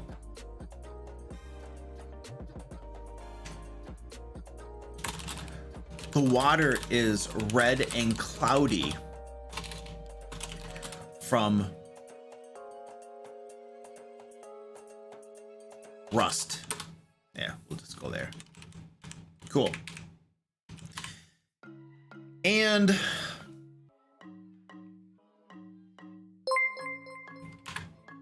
we're going to say that the rust drakes and black puddings were set here by the Spirit Naga to guard against trespassers. Can't spell.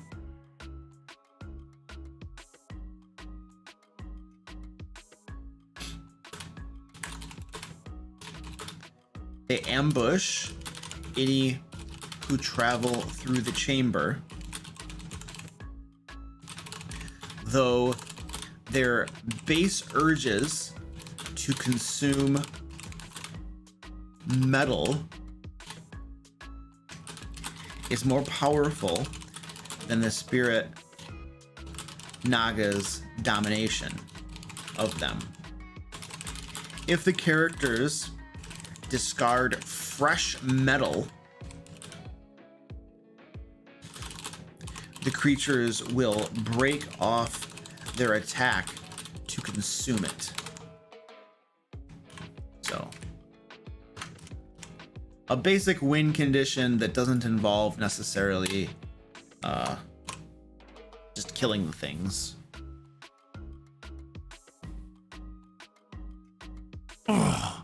Oh, is there a smell to rust?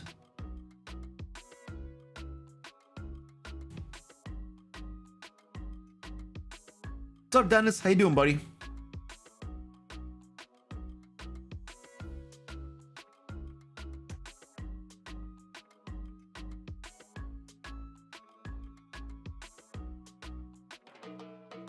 Oh, you get poisoned by just... Oh, because the nasty water gets into your wound or something. Ooh. Oh, I like that idea.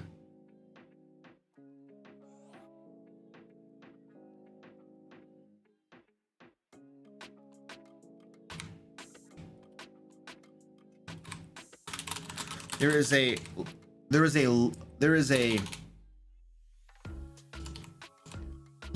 low hanging layer of fog just above the water. The fog ripples and swirls when it's passed through. And then there was another cool one about what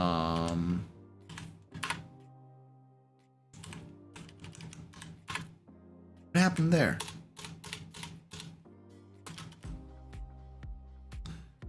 I like the idea about taking damage and stuff. Let's get that one over here. Any creature that takes damage while standing in the water must make a DC 13 Constitution saving throw. On a failure, the creature is poisoned for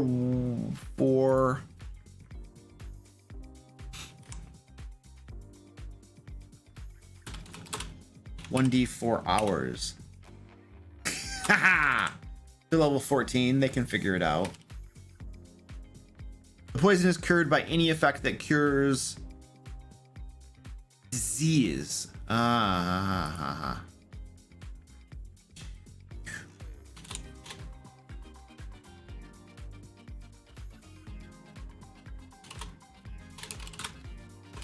If this, we're gonna have to skip all of that. We got to keep moving. We're running out of time. What's the name of this room? Can we give this room a cool name?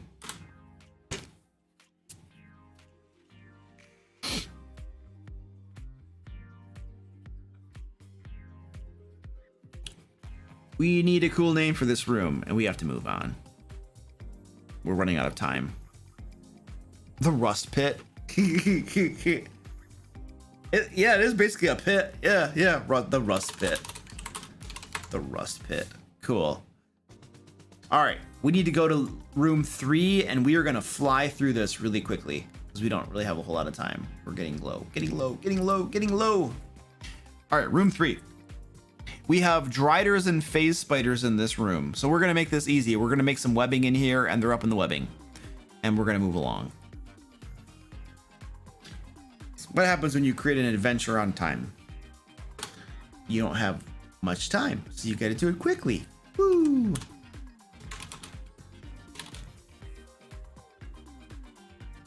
And we are going to say that webbing fills the top 2/3 of this chamber, whose ceiling stretches some 40 feet. No, can't be 40 feet because the top of the cavern is up that high. We're gonna say 30 feet. Stretches some 30 feet high. A crevasse splits the ground to one side and drops hundreds of feet into oblivion. Oblivion. There we go.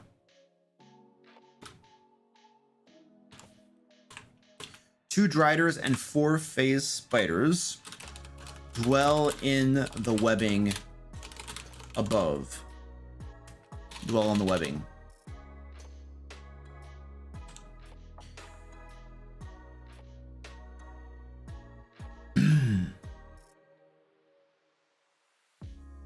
We're going to say that the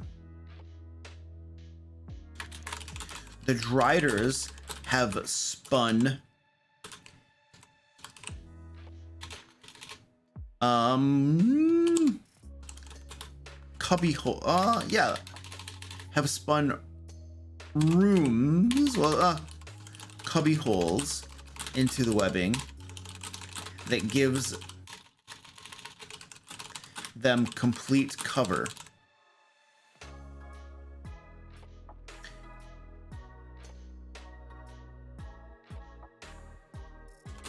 And they hide here, awaiting intruders. The face spiders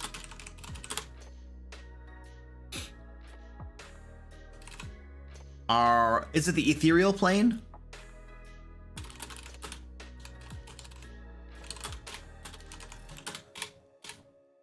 All right, so that's the basic start condition, I guess.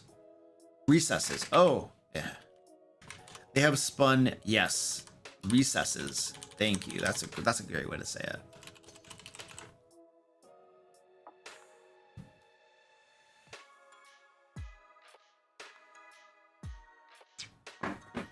Okay, cool. All right. We're gonna probably have to put some loot in this room. I feel like these creatures would have loot here. All right, I need a name for this room, and then we're moving on. That's all the time we have for this room. Name the room. Name the room.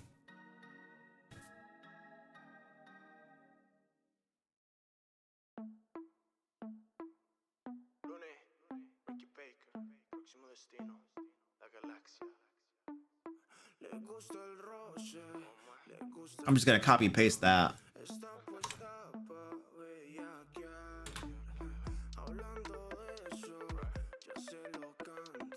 There we go. Cool idea. We'll just copy that right there. The Drider Den, the Web Pit, Drider's Den, the Drider's Den. There we go. Okay, good enough.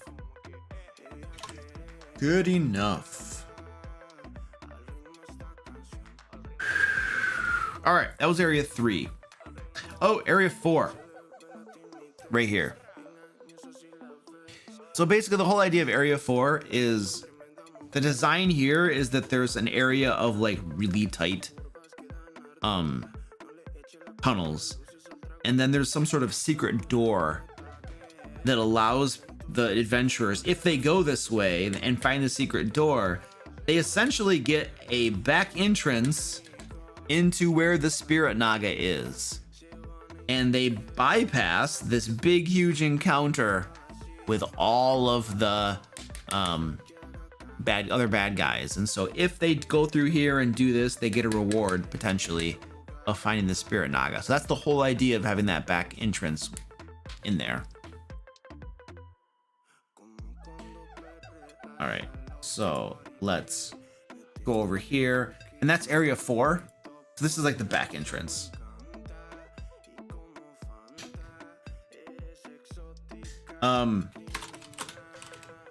These narrow, yeah, probably like 3 feet wide. 3 feet wide tunnels lead to a secret door that leads to areas 8 and 9. What is the secret door made of? Like, how is it a secret door? Like, it doesn't make sense that something would have constructed a secret door right here. So I'm thinking more so that we maybe have a weakened section of the wall. Like, the wall is so thin here that it's become extremely weak, and something could essentially push down the wall and create an entrance to get in. So I think that probably makes a whole lot more sense. I don't think anything would have actually made a secret door here. That doesn't make sense at all. The secret door is a section of the wall, is a thin section of the wall that is very weak and can be pushed through with a successful DC, it's not even that hard, 14 strength athletics check. Aha! Aha ha ha ha ha. If the characters, however, pushing down the wall will alert the creatures in areas 8 and 9. The noise created from, there we go. If the characters carefully excavate the rock to open the way forward and succeed on a DC, let's say 15 dexterity stealth check, the creatures are not alerted. I don't know. All right, how's that sound?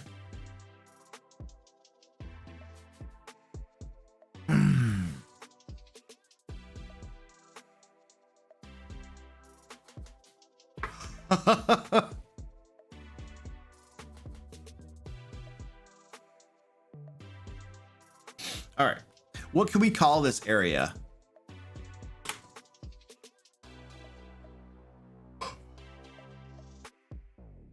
Jared Rice, hello, what's up, dude? I need a name for this area. Name for this area.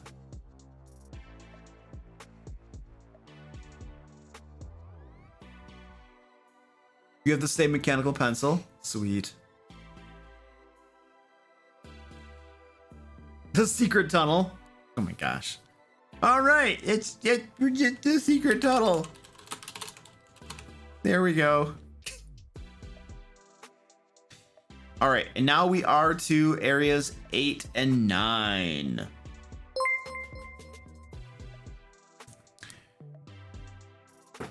Area 8 and area 9. Right here. So this is where we have our Bahir and our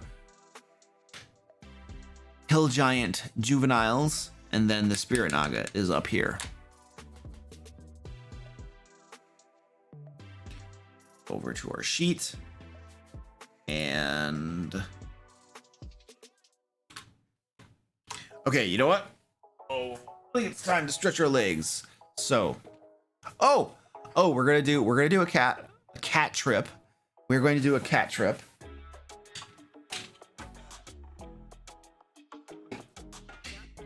Where is this?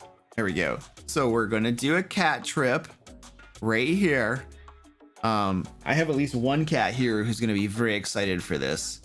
But first, a message from our sponsors. This content is brought to you by Lair magazine. Are you a busy dungeon master without enough time to create content for your D&D game? Would you like professional, pre-made 5th edition adventures and other resources you can drag and drop into your existing campaign? If so, Lair magazine has exactly what you need. Every issue of Lair magazine comes with 2 5th edition adventures, maps designed for use on virtual tabletops, and other dungeon master resources. New monsters, puzzles, traps, magic items, NPCs, pre-made encounters, and more. Become a DM Lair patron today to get a new issue of Lair magazine every month, along with loads of bonus content, such as additional 5th edition adventures and map packs with even more digital maps. DM Lair patrons also get extra perks, such as playing in D&D games with me, voting on the videos I make, access to my VIP Discord channel, a monthly video hangout over Zoom, and more. Click that link below to learn more and become a DM Lair patron today.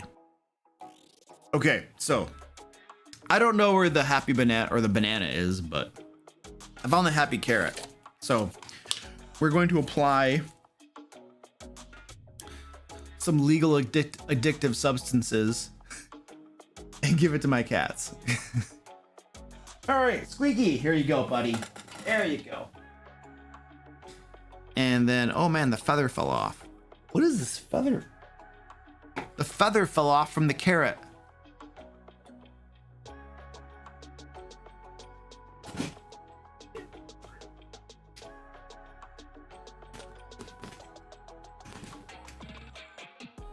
The feather totally fell off. All right. You watch my cats. I will be back.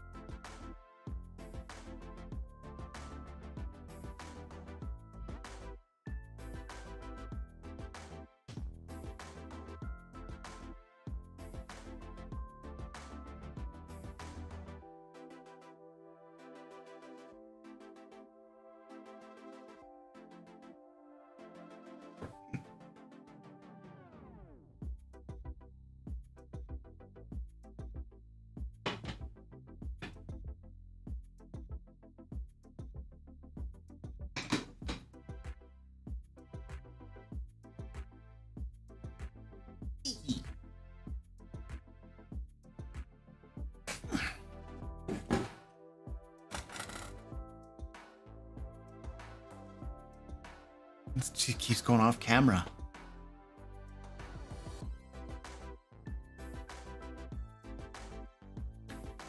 Yes, Squeaky is very happy.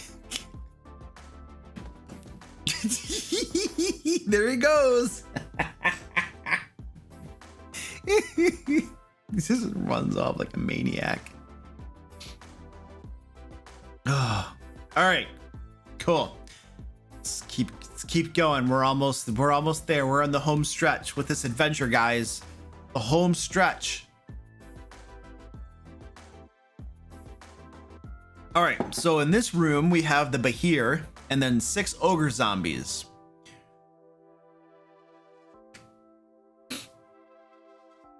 So I want to say this.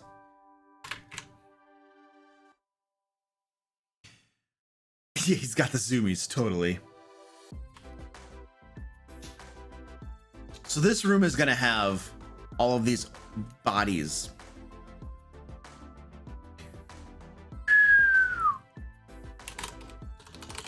Rotting, large, rotting bodies are scattered about this massive chamber.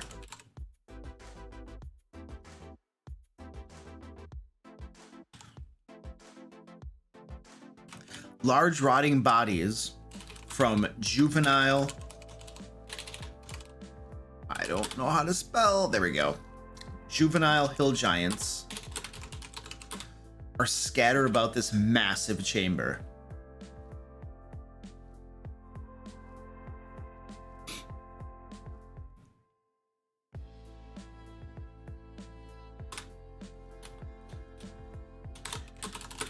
To the, what are we, south? In the eastern, no, eastern, yeah. A here makes its dwelling in the eastern part of the chamber.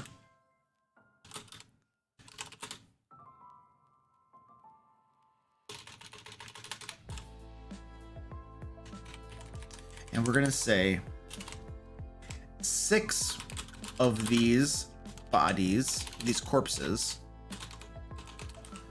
actually should say corpses. 6 of these corpses are actually ogre zombies that lie in wait.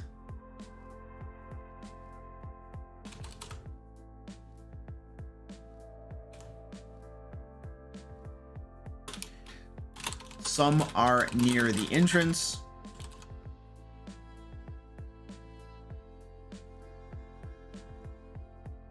Some are positioned near the entrance so that when they animate, they are behind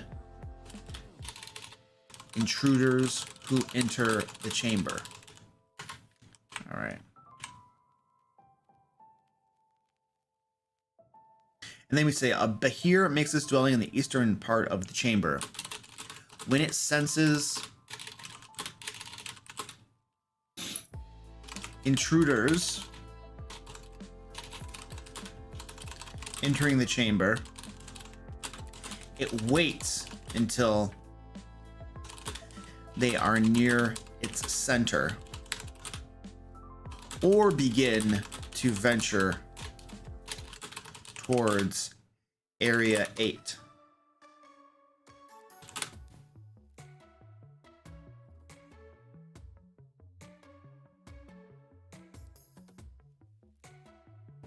But here's a CR11.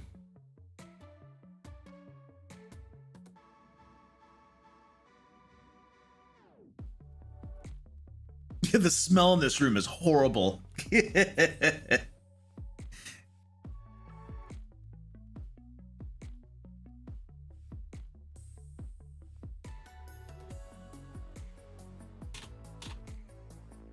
It waits until they are near its center or begin. I can't spell anything today. Wow. It's been a long, long day, you guys. I've been up since 4 in the morning working all day, so yeah. It waits until they are near its center or begin to venture towards area 8 before it moves to engage them. When it does so, the ogre zombies rise up and join in on the fun. And that's a hard encounter. Hard encounter. All right, there we go.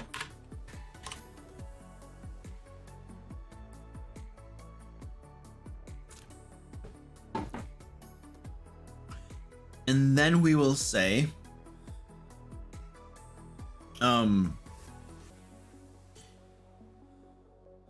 noise from any combat here alerts the Spirit Naga in Area 9, who joins the combat in 1d4 rounds.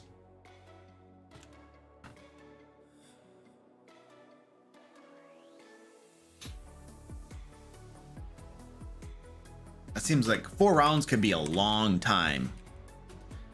I feel like 1d2 is probably better. So it'll be 1 or 2 rounds.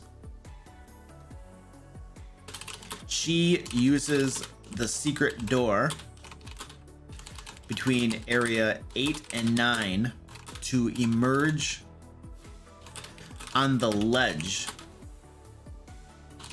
that runs along the northern wall of area of this chamber, of the chamber. There we go.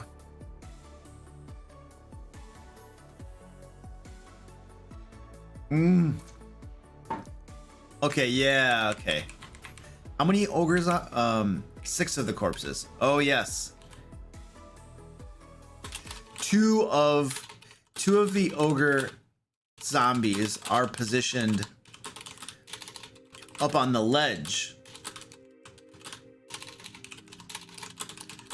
where they can pelt intruders with yeah, rotting limbs. All right, perfect.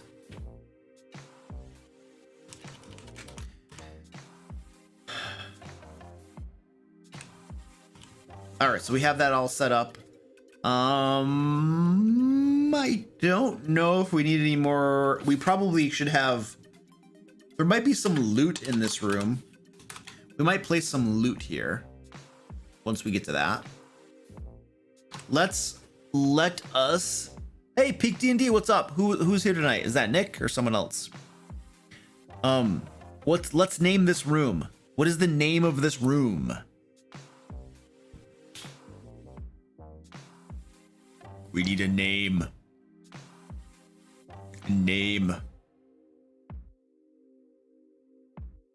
Oh, I spelled juvenile wrong. Of course I did.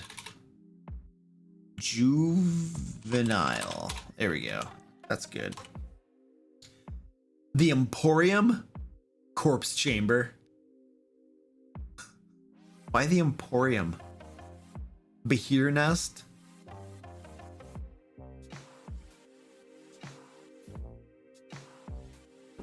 Behir lair? Rambunctious rotting room? The undead's hold? There's like dead bodies in this whole adventure all over the place.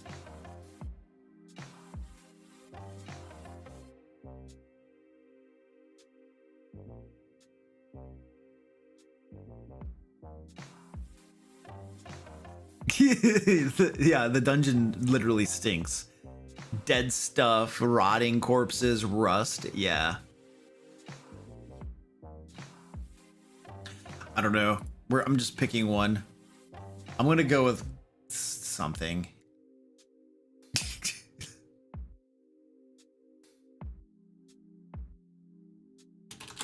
I don't know. The rotting room. I don't know. All right. 9. So 9 is basically where we have the Spirit Naga is up here. This is her chamber. These are her personal quarters. Oh my gosh. We don't have any doors in this dungeon. We gotta put some doors here. What am I thinking? Okay, so obviously there will be a door right here to the Spirit Naga's chamber. And I got catnip all over my desk. Well, we don't want any door. The wyverns have to fly out constantly, so we don't want any doors through there. I feel like the Driders, there could be a door like right here at the top of this ascent where the Driders are. So we can have a door right there. Where else could there be doors?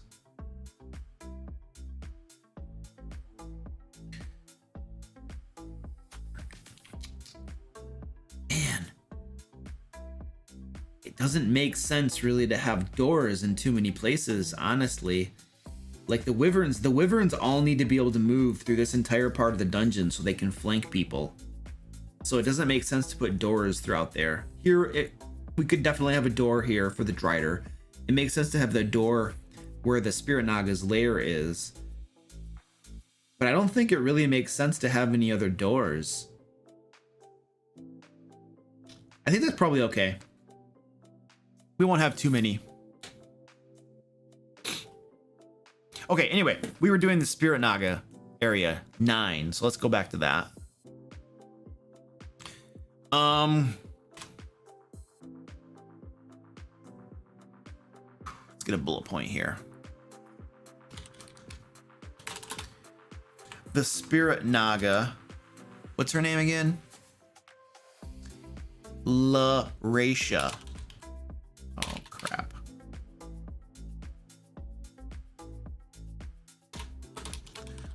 Lairacia dwells in this chamber. What would a spirit naga have in her personal, like, you know, room where she sleeps and stuff?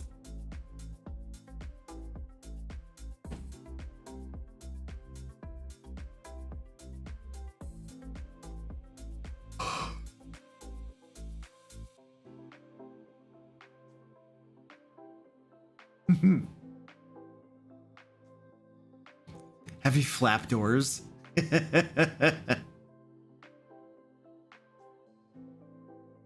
Old shredded skin. Oh yes, a tub filled with warm water. A toothbrush. There are piles. Yes. Okay.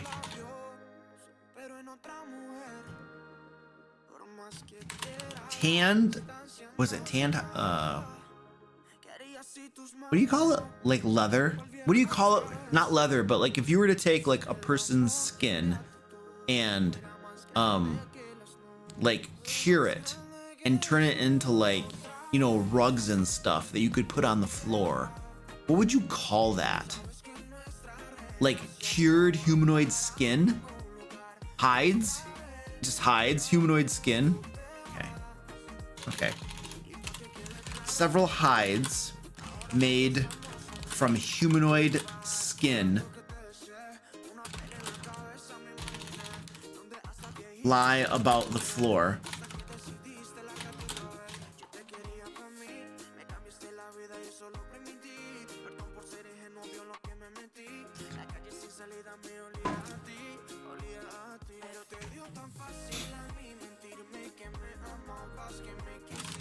And a large tub of warm water stands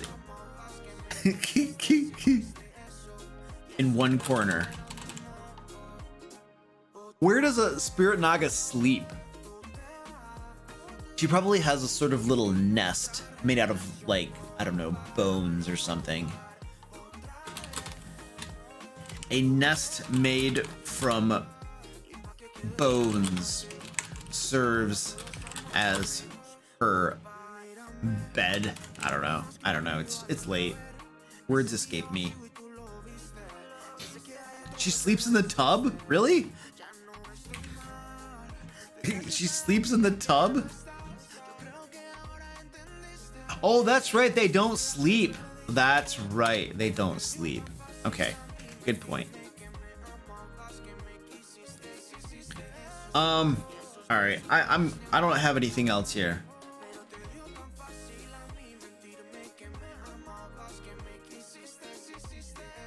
What's the name of this room? Let's name this room.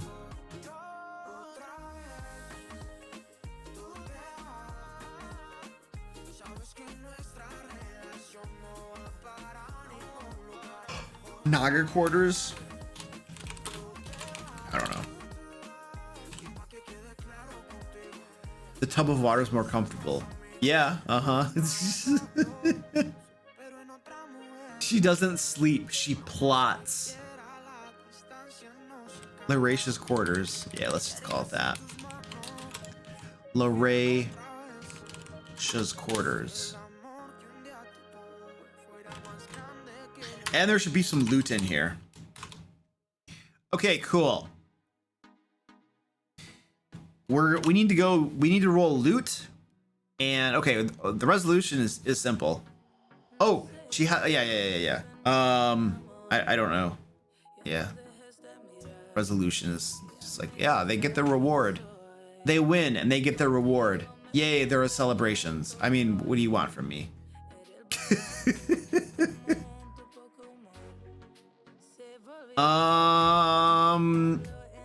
We have to roll loot, and we need like an inciting event. I hate writing this stuff.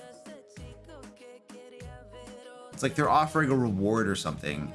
Let's roll loot. Let's get the loot done. I'm tired. I want to go to bed.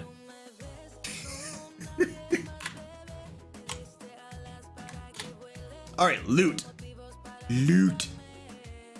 Let's go over to this. And we're gonna go to our sources. Dungeon Master Guide. Go to our treasure tables. Where are these things? Treasure.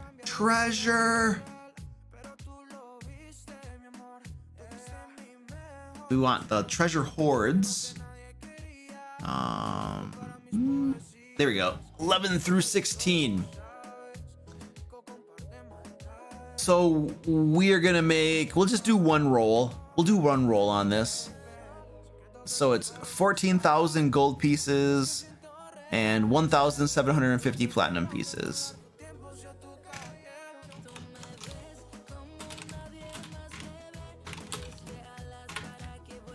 I usually just take the average numbers because I'm going to spread it throughout the whole thing anyway, so it doesn't really matter. Occasionally I actually roll. All right, now we have to roll a D100 to see what they get on this stuff. Ooh, I wonder if this works. Ooh, I got a 79. Cool. What is a 79? Okay, so they get, wow, 10 gems worth 500 gold pieces each.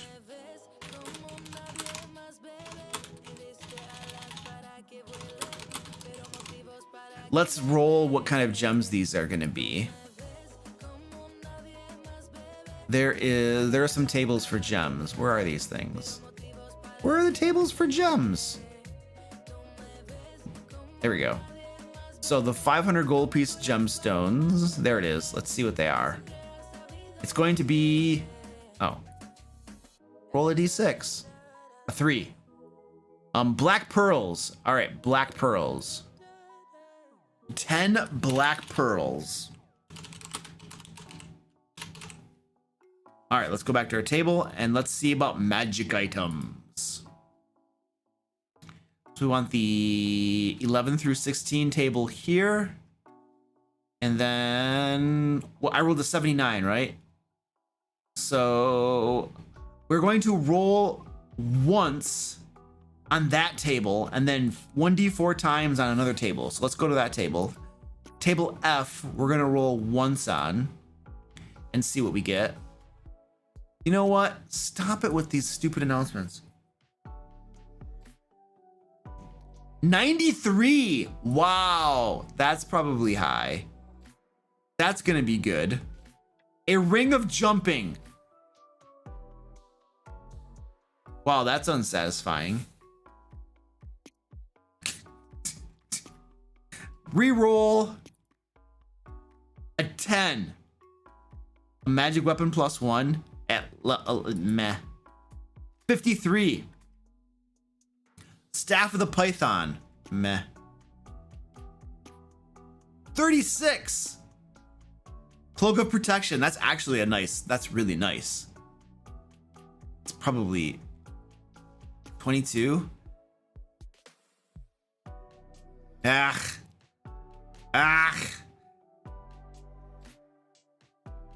39. Gauntlets of Ogre Power. Let's just look through here and see something that looks cool. What looks cool in here? Gloves of Thievery. Those are really nice. Those are very, very nice. This is good. Headband of Intellect. What looks good on this list? What should we put in here?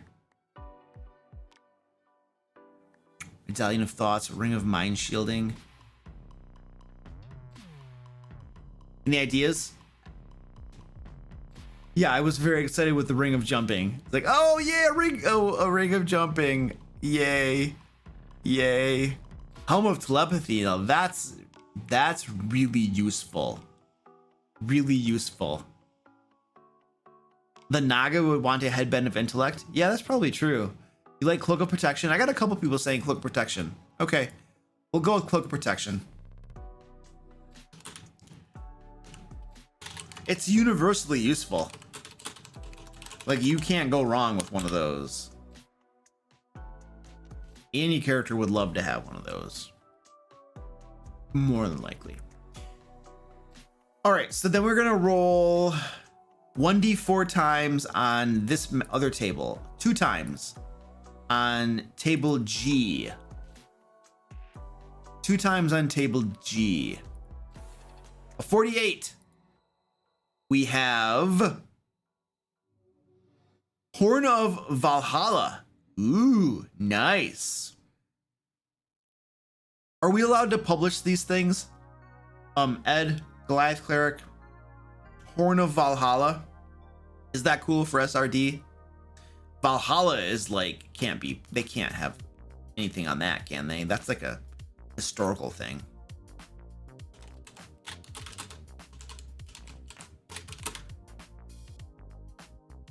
Am I right?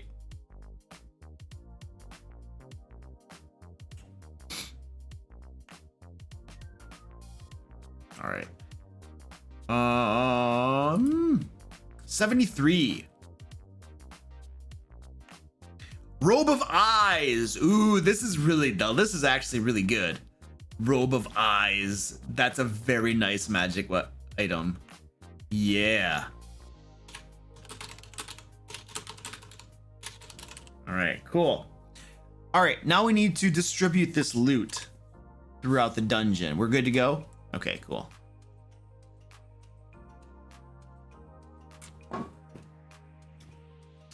Yeah, the question is, which of these magic items does the Spirit Guardian have, and is she using?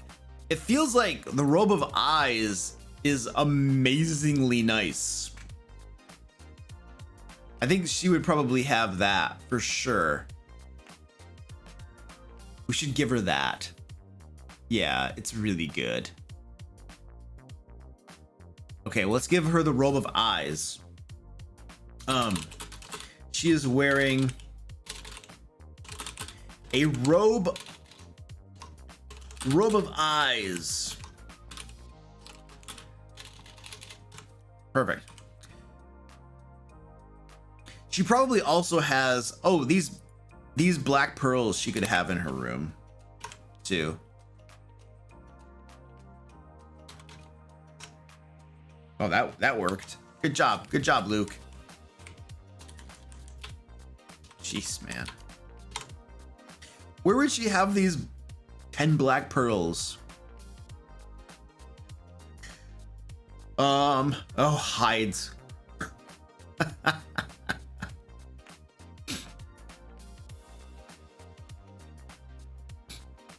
Oh, a necklace. Oh, yeah. I like that. She is wearing a robe of eyes and a necklace made from 10 black pearls. Excellent. That works.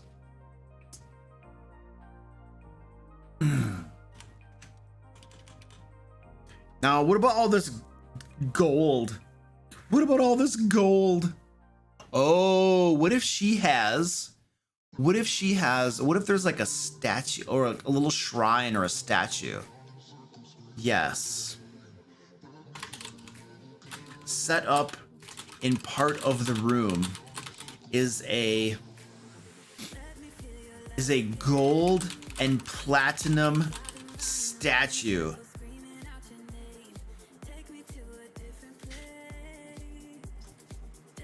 Is a small gold and platinum statue made in the likeness of the spirit Naga who created the kingdom of Perugia. And we're gonna make it worth a lot of money. The statue weighs, it's gotta be heavy. Weighs about 200 pounds. And is worth, I don't know, I want this. We're just gonna figure, we're just throwing it together here, folks. Gotta get it done. Oh yeah, we have a giveaway going on. Don't forget to sign up for the giveaway. I've been forgetting to talk about that. We literally have a giveaway we're doing tonight. We're giving away a D&D book, and we're giving away, sign up for the giveaway. There's a link right there. Yay. Go sign up for that. We're gonna draw that in about a half an hour. I totally forgot we were doing a giveaway. I'm so tired. The statue weighs about 200 pounds and is worth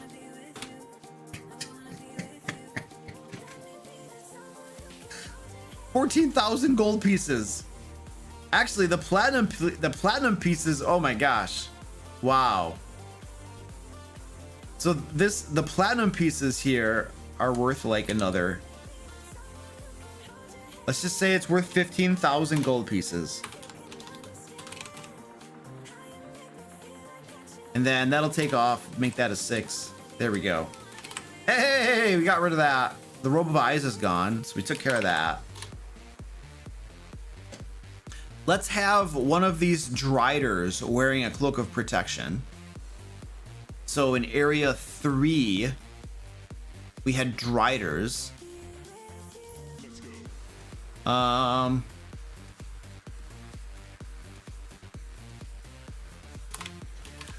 of the driders is wearing a cloak of protection.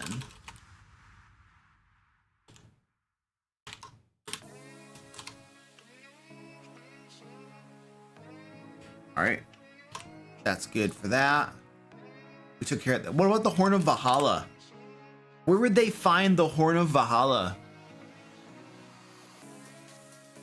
Yeah, I'm not really gonna calculate the exact size of the statue. I'm trying to get this done. Ooh, it's under the water. Oh yes, I like that idea. Okay, cool. Where is that? That's number 2. The rust pit. Nice. A Horn of Valhalla lies at the bottom of the water in one area of the room. All that remains of one adventurer's equipment. One fallen adventurer's equipment. A character who carefully searches the room, finds the horn on a successful DC, maybe a little bit high, DC 17 perception check. Spending, let's say, at least 15 minutes poking about the water automatically reveals the horn.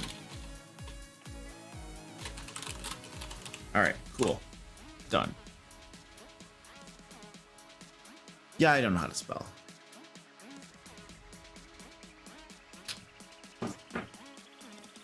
Okay.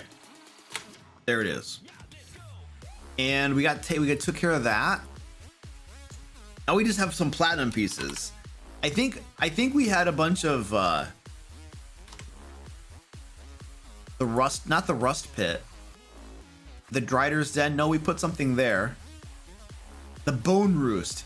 This is where the wyverns are. Yeah. Okay, cool. We have to put loot here.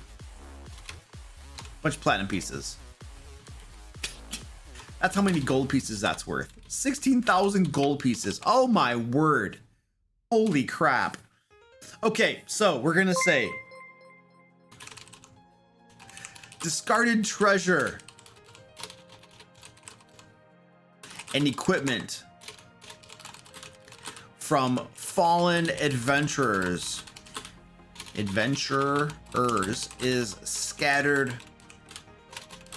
about the floor here.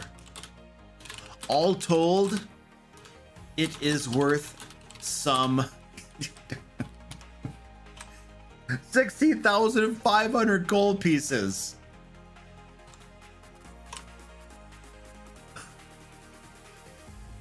Yeah, it's all, yeah, exactly, nix it.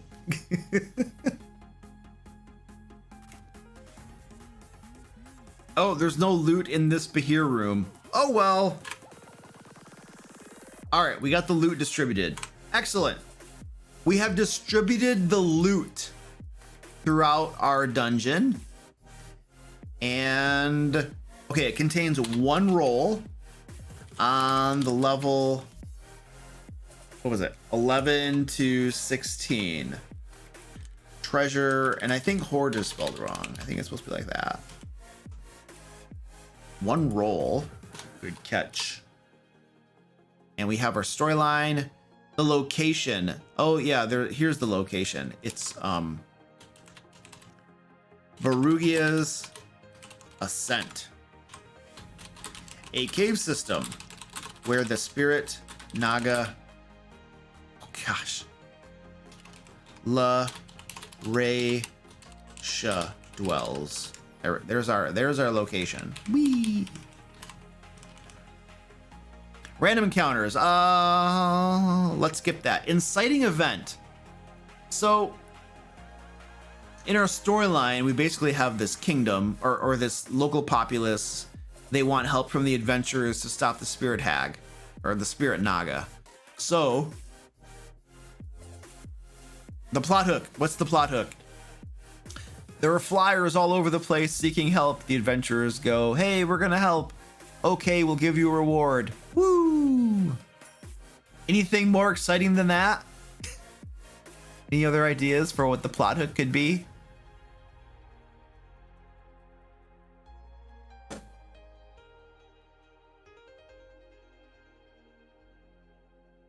Oh, Valhalla, there's another L in there. Oh, that's interesting. Yeah, I fail spelling. I totally fail spelling. Any ideas for a better plot hook than the one I just said? It's a low bar, you guys. It's a very low bar.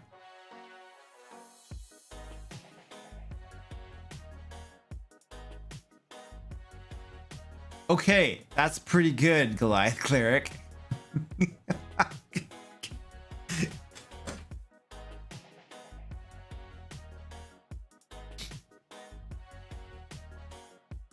Just gonna copy paste that. Call it a day. Throw that right in here. Why are you being dumb? There. Okay, now I forgot to do this.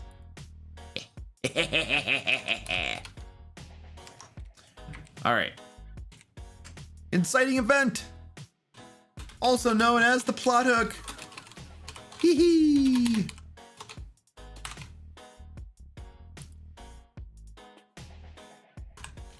The characters witness several buildings from a local village get decimated, and right about now, somebody, like every time I write the word decimated, there's always someone in the comments who's like, you know, decimated literally means pulled into 10 different pieces or something, or reduced by 1/10 or something. Like somebody will always like criticize the use of the word decimated, and like pull out the dictionary definition and be like, this is how it's supposed to be used.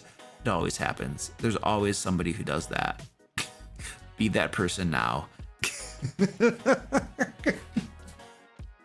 I'm leaving it there because I want people, I want that person to leave comments. All right, there we go. Beautiful plot hook, thank you. I know, I mean, I know what decimated means, kind of, and I know that we don't use it properly. I don't care. It sounds good. I like it. Or reduced by 1/10, or reduced to 1/10. I have a player that does that to me and it drives me flipping nuts. Yeah, it's like I don't care what it actually means. So quit correcting me, you know. It's like it just sounds good. I'm using it that way. I double down on that stuff. Like if somebody's going flipping out on me, I double down on it. It's like, okay, you don't like that? I'm gonna use that word all the time now. I'm just like that. I'm a jerk. I don't know. Okay, random encounters. We actually have time to do some random encounters. So what can we do for random encounters?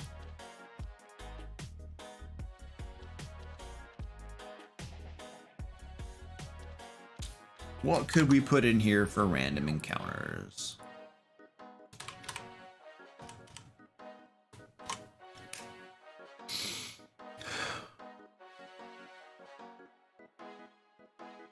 Is it just gonna be like random numbers of the monsters we already have in the dungeon? Or are we gonna put something more interesting here? Owen, thank you for the 10 pounds, dude. Appreciate that. We use a month, meaning the 8th month for our 10th month. What's the 10th month? October, right? Yeah, October. An oct does mean 8th. Yeah, oh yeah, that's true. Yeah, that's true. So we should not have October. We should just take it out. Never use it again. A roving basilisk. Ooh, I like that. What's a basilisk? A CR3 or something? I think basilisk is CR3. Is it not? Something tells me it's a 3. Somebody here knows.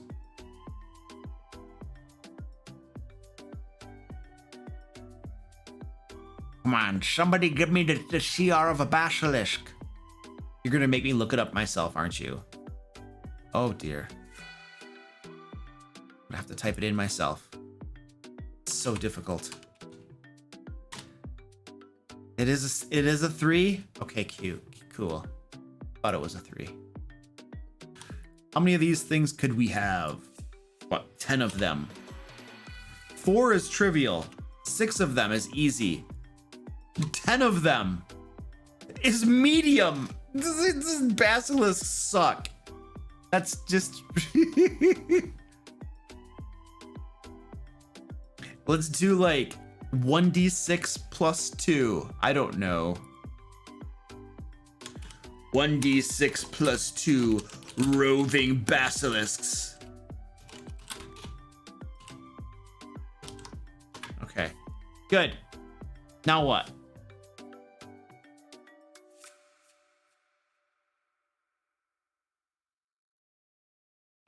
Something else for random. We just need like a couple more random encounters and I think we're good. We could throw some more wyverns in.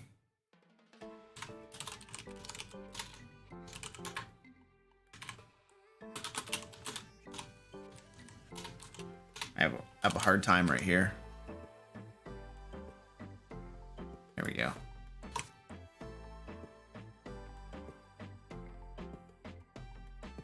Any ideas for a random encounter?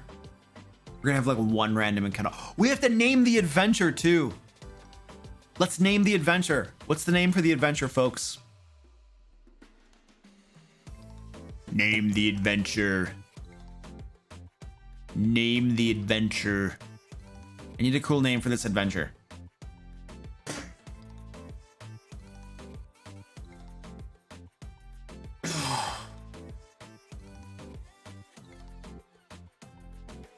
Naga's Hive. Oh man, my whole body is sore. Jeez, just like pulled my chest muscle when I was sitting up. The Dungeon of Death, the Spirit of Adventure, the Rising of Barugia. Scion of Barugia. Ooh, I like that. The Scion of Barugia. That sounds really cool. We're gonna go with that. Yes. Yes, that's cool. The Scion of Barugia. Nice. Nice. Nice.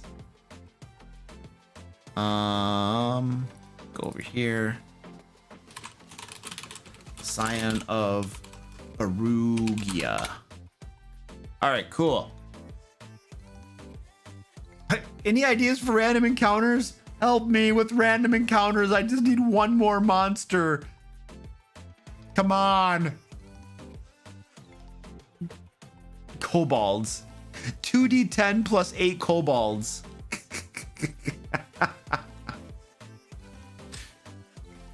Okay. 2d10 plus 8 kobolds in search of rust drakes whom they venerate. All right, good, we're done.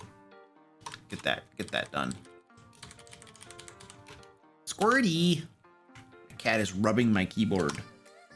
Probably see her. Let's see. Squirty, what are you doing over here? She's right here. Just rubbing against my keyboard like tray, sliding it back and forth, making it hard to type. All right, ladies and gentlemen, we are finished with our adventure.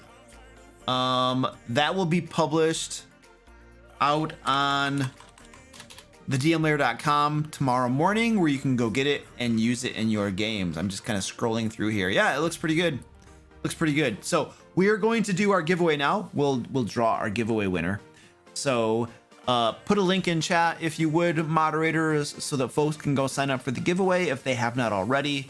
And then we're going to be giving away a D&D book of your choice, and or store credit on the DM Lair store, where you can get like Into the Fae and back issues of Lair magazine and other cool stuff like that. So go in there.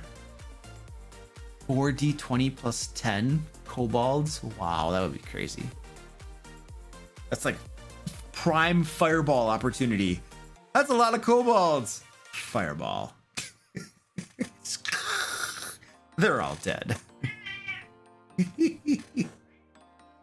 She wants attention.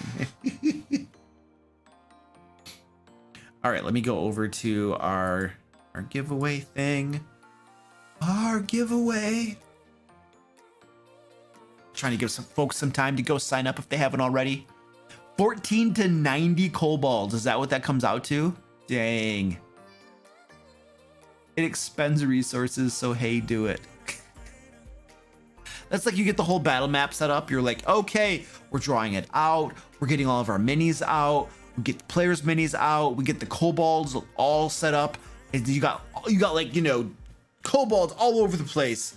And then the wizard's just like, yeah, I'm just going to cast fireball and kill them all. And you're just like, but I just set up all the minis on the map and you killed them. Yeah, that's how that works. All right, here we go. We're going to draw the winner. We're drawing the winner now. I was trying to just stall for time to give people time to sign up. But now we are going to draw the winner. Winners. Draw winners.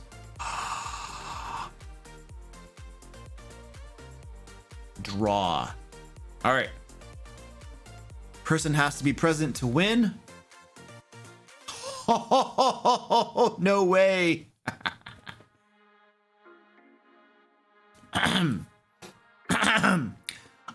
Owen Davies, my good sir. I think I just saw you here. I'm pretty sure you're here, aren't you? Mr. Davies, your name came up as the winner, man. Are you still here? Watch, he left. He left. Oh, there he is. Oh, there he is, dude. Okay, cool. I have your email. I have your email. Okay, cool. I'm going to send you an email, dude. And then you let me know what you want. So you're not in the US, so it will be yeah. We'll figure it out, dude. So, yeah, I'll send you an email, man. Elusive Hobo, thank you for the $20. I appreciate that, dude. Very much appreciate that. Oh, did he just kill the boss too? Yep, he got his name up there. Dude, you were totally waiting to just the end of the stream to just kill it and get your name up there. Very, very well done. Thank you, man. Appreciate that. All right, cool. All right, ladies and gentlemen, we're all set. I'm done. I'm punching out. So have yourselves a wonderful evening.